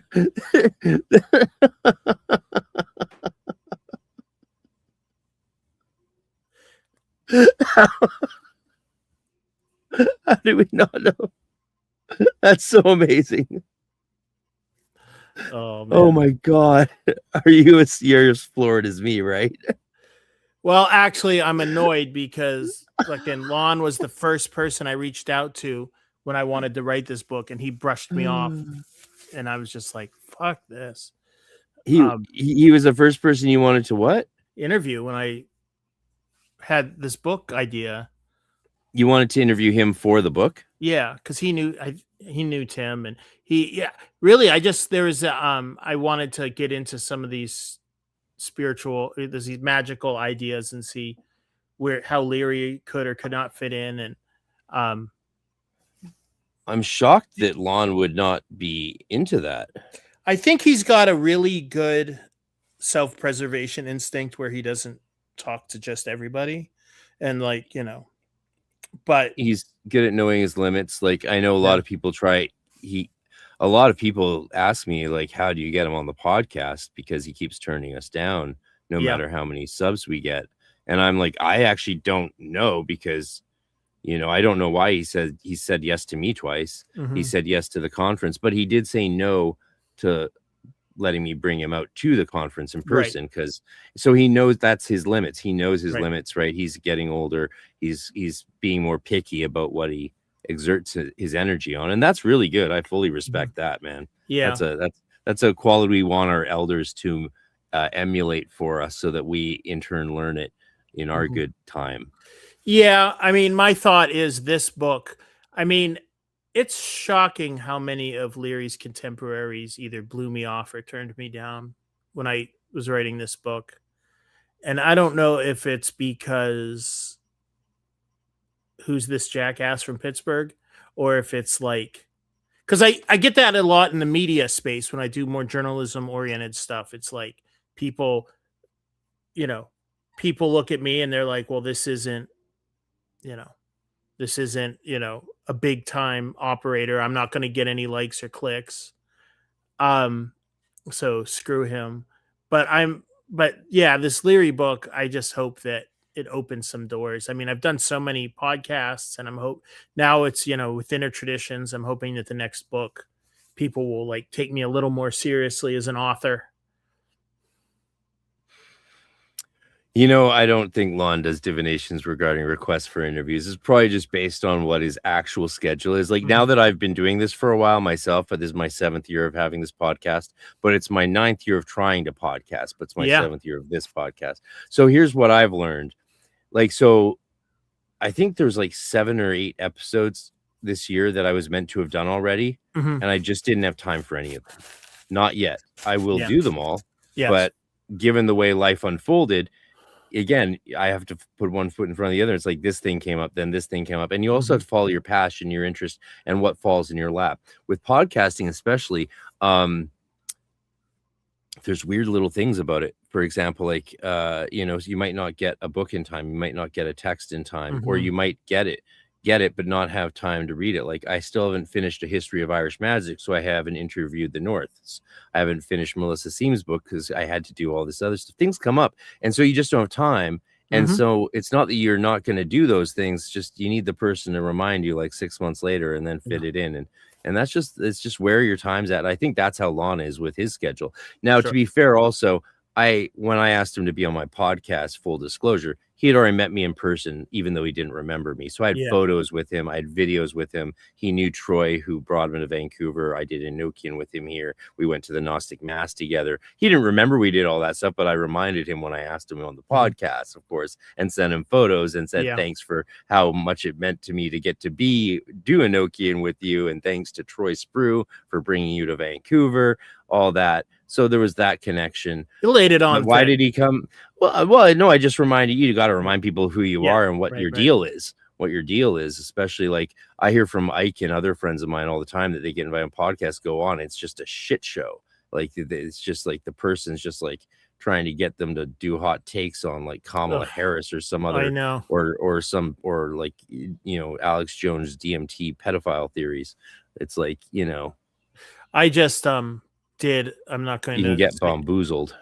Yeah, this one podcast I did recently, they haven't released that episode yet, so you can guess who I'm talking about. You can play that game if you want, but I'm not going to name them. But it was like obvious that the questions were like Chat GPT slop questions. So like they would ask me a question, and it was like literally I talk, and then luckily I'm a fucking loudmouth, so I'd talk, then I'd stop, and then you'd hear a pause, like the person had to stop looking at their phone because they heard silence, and then they'll ask a question that like the Chat GPT stuff is weird because like a lot of what it comes up with, like they're English language sentences, but they don't make sense. So like he would ask me these like obvious nonsense Chat GPT questions. Like he literally just typed into Chat GPT, Joseph L. Flatley, called Timothy Leary, give me 10 questions.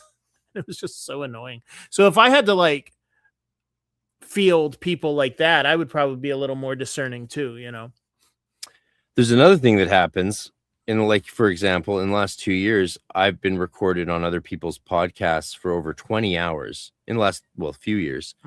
And none of it's been released. They never released, and that's across many podcasts. So many podcasts have taken up 20, 30, 40 hours of my time over the last 5 years and never released those episodes. Like I had one podcast that's had like a lot of big names on. They took 4 hours of prep and arrangement, 3 hours of rescheduling and dead times. So times I showed up, cleared my schedule, and then they just forgot. And then finally did it. It took 6 hours to get through the recording. And the co-host didn't even show up for it. And they asked me a bunch of stuff off the record. So I was like, okay, I'll tell you, but you got to edit it out, right? If you want to know a few things or whatever. And so they're like, okay, so And then they just never edit it. And when I follow it up, they just ignore me. And they're a really popular they're a popular podcast that people speak highly of. My second episode I did with Jason Augustus Newcomb, he never released it. Like 5 years ago. So never released it. Like 2 hours of my time and just never released it. Why, Jason? Why? Like, don't do that to people. I had Darlene scheduled to come on years ago. She just left me sitting there on Zoom, and then I went to see what's up. She didn't respond, and I see all these people, her crew, calling me a white supremacist. I'm like, why are you? What? I was like, what? Yeah. What the fuck? Like, grow up. What's interesting is Jason Augustus Newcomb's book, The New Hermetics, introduction by Lon Milo Duquette, is one of the only magic books coming from the realm of magic that takes Leary seriously and integrates Leary's circuits into the initiatory path. I actually wanted to talk to him and couldn't get a response, but I thought that was really interesting because the chaos magicians especially, but also all these like new school magicians that borrow a lot, that are influenced by the Golden Dawn but really aren't Golden Dawn. The irony. The irony. Unreal. But a lot of people, like, there was a kind of like time when it was like stylish to like list Leary as one of your magical influences, but there would be no indication why you brought that up. So like Newcomb's book actually treats it very seriously. And I would have loved to have spoken to him about it, but it didn't pan out. Yeah, I mean, let's just say it was meant to be, and you didn't need it. I don't think you did. I think you've created a very beautiful book. I finally, I had to get a paperback myself. I mean, you sent me the PDF galley, of course, and that's what I first got to enjoy. I read the first part of that and then didn't get through the second part. So I didn't send you a quote. I should have sent you a quote anyway. Silly me. My whole life, I dreamed of being the kind of person who people would want to have a quote on a book. Yeah. And the year where 3 people have asked me to do it, I wasn't able to follow through with any of them because that's how busy I am. And that's what they don't tell you about. Or I'd be like, sure, you get to have the opportunities to do all the things you dream of as a kid, but you might not have time anymore. Yeah. What I just got hell, man. I just got my first blurb request ever. Cool. Mike Gathers is editing so Robert Anton Wilson, his kind of like magical pedigree is OTO and also Wiccan pagan groups in the Bay Area in like the 60s and 70s. And by the time he was actually an author, by the time he was the Robert Anton Wilson writing books like Cosmic Trigger, he wasn't really addressing that stuff anymore. Very, very similar to Timothy Leary, where there's this occult, magical background that kind of influences everything going forward, but not really specifically brought up in the published works. That's why you need someone like me to go through everything Leary has ever written and kind of put the, follow the breadcrumbs and find the trail. But Leary Wilson had a collection of he was a working freelancer back when you could freelance for weird little newspapers that only 100 people ever read and actually make something of a living. And so there's this like large catalog of stuff that he wrote for occult underground newspapers and magazines in the 60s and 70s that you can't find anywhere unless you like go to the Buckland Witchcraft Museum and they show you their back issues of Green Egg magazine or whatever. But Hilaritas Press is putting out a compilation of all this stuff. So it's called Robert Anton Wilson's philosophy he called it maybe logic. It's like not just yes or no, but maybe. So this compilation called Maybe Magic is coming out. It's going to be the Robert Anton Wilson magical book. And I'm writing a blurb for that. I'm pretty excited. I got to read it. Although I've read it all, but because I've done the research, but Nice. Yeah, I mean, Prometheus Rising was such a big part of my early teen years, along with, Thus Spoke Zarathustra and Nine Inch Nails' Downward Spiral. Like that was the nexus point of Nice. my emergence as a teenager. You were a teenage and goth.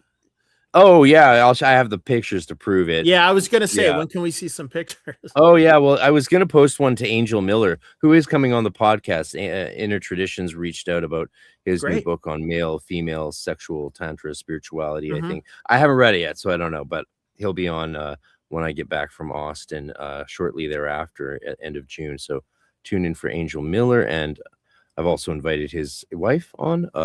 Obviously, they're both welcome anytime. Mhm. But what was my point in saying that? You're a teenage goth. Yeah, he I was supposed to post a picture to his post on the Goth Day, because apparently there's a Goth Day. I didn't know that. But I'll dig them up. I'll dig up a picture at some point and post it of me as a goth. I looked, yeah, it's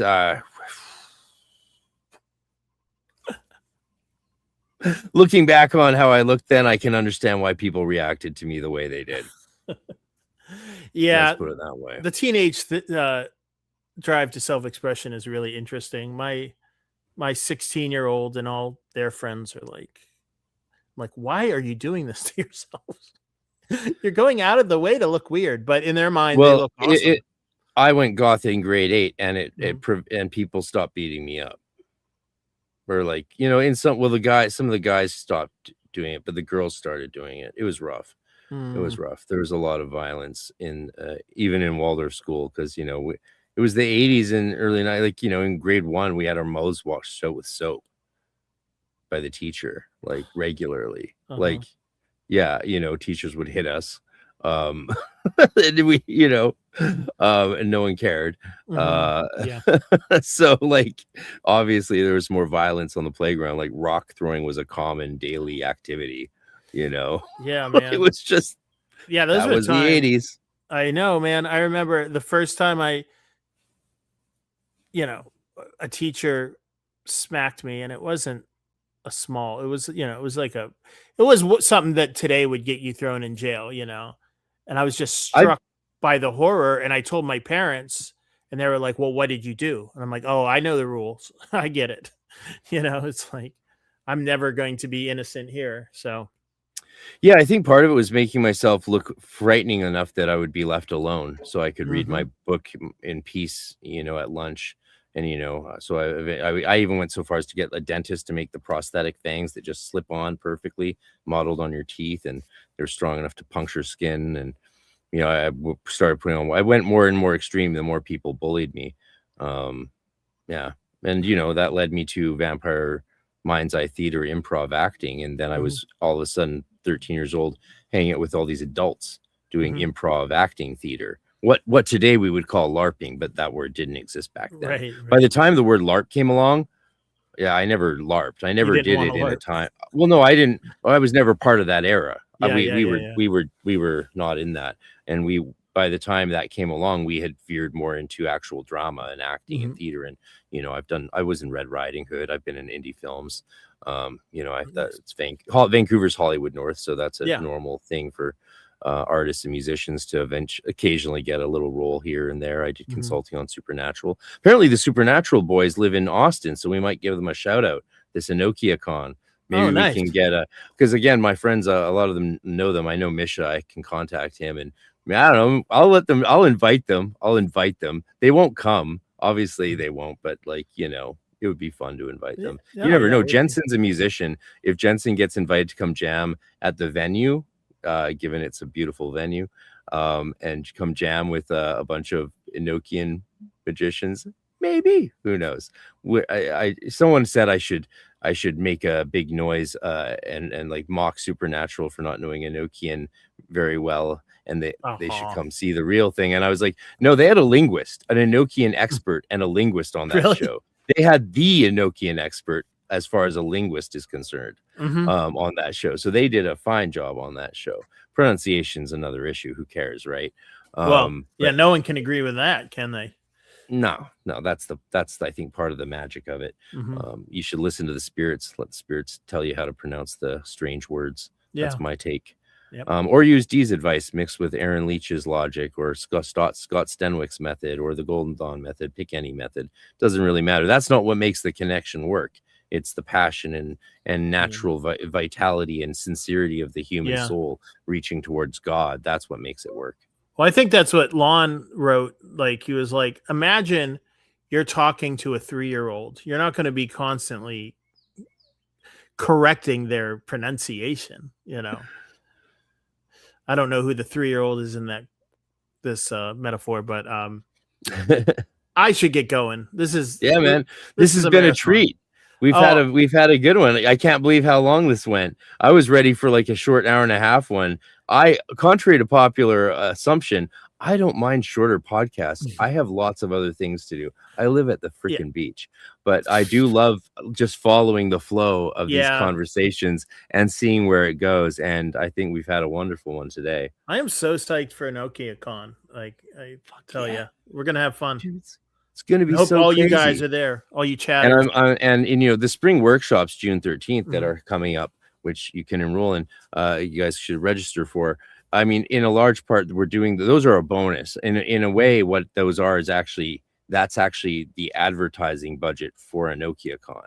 Rather than blow money on ads like I did last year, blow it on a smaller event to promote the bigger event. And that gives me 10 days there. I leave on the 10th to set up other things to make the event good, to do some legwork, to talk to the different stores, get people sponsorships involved and stuff. And it's a shame that our venue's actually got a 50-person capacity, but there's no limit to online attendance. And also, you know, if tons of people wanted to come in person, we could get a change venue for a bigger place. And in future years, we can always get bigger venues. So the more people who sign up, the bigger it'll get year over year, and the more we can do throughout the year.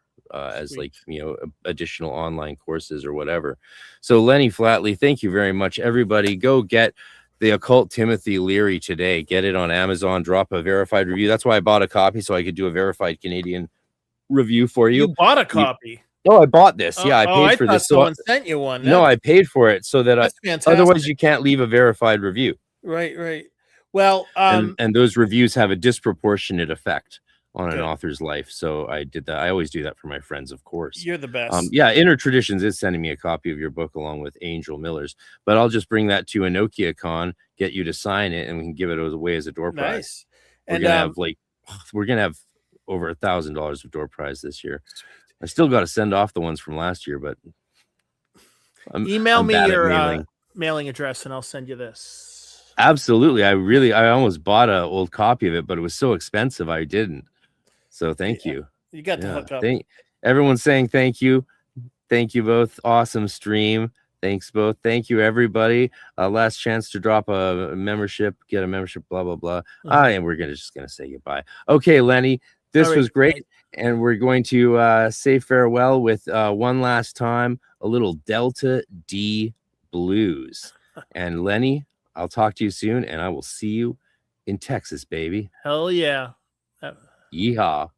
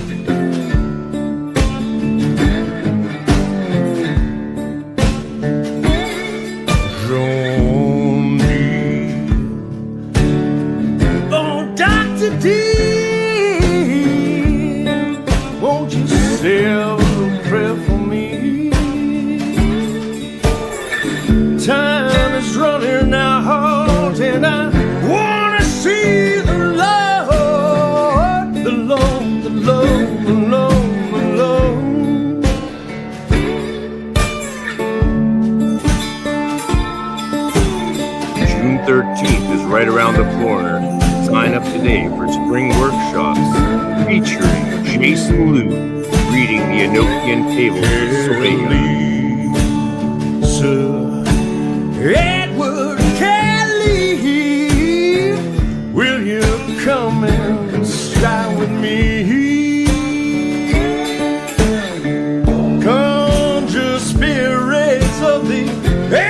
see tonight,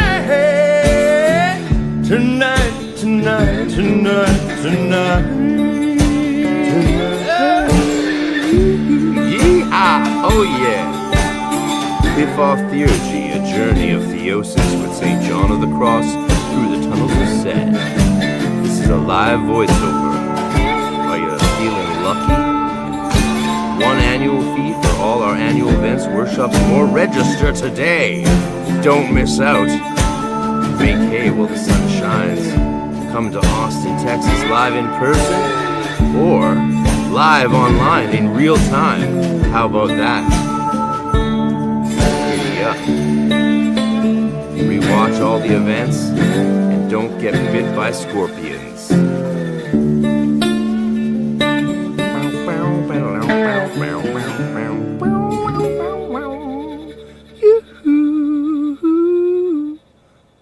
Cheers, people.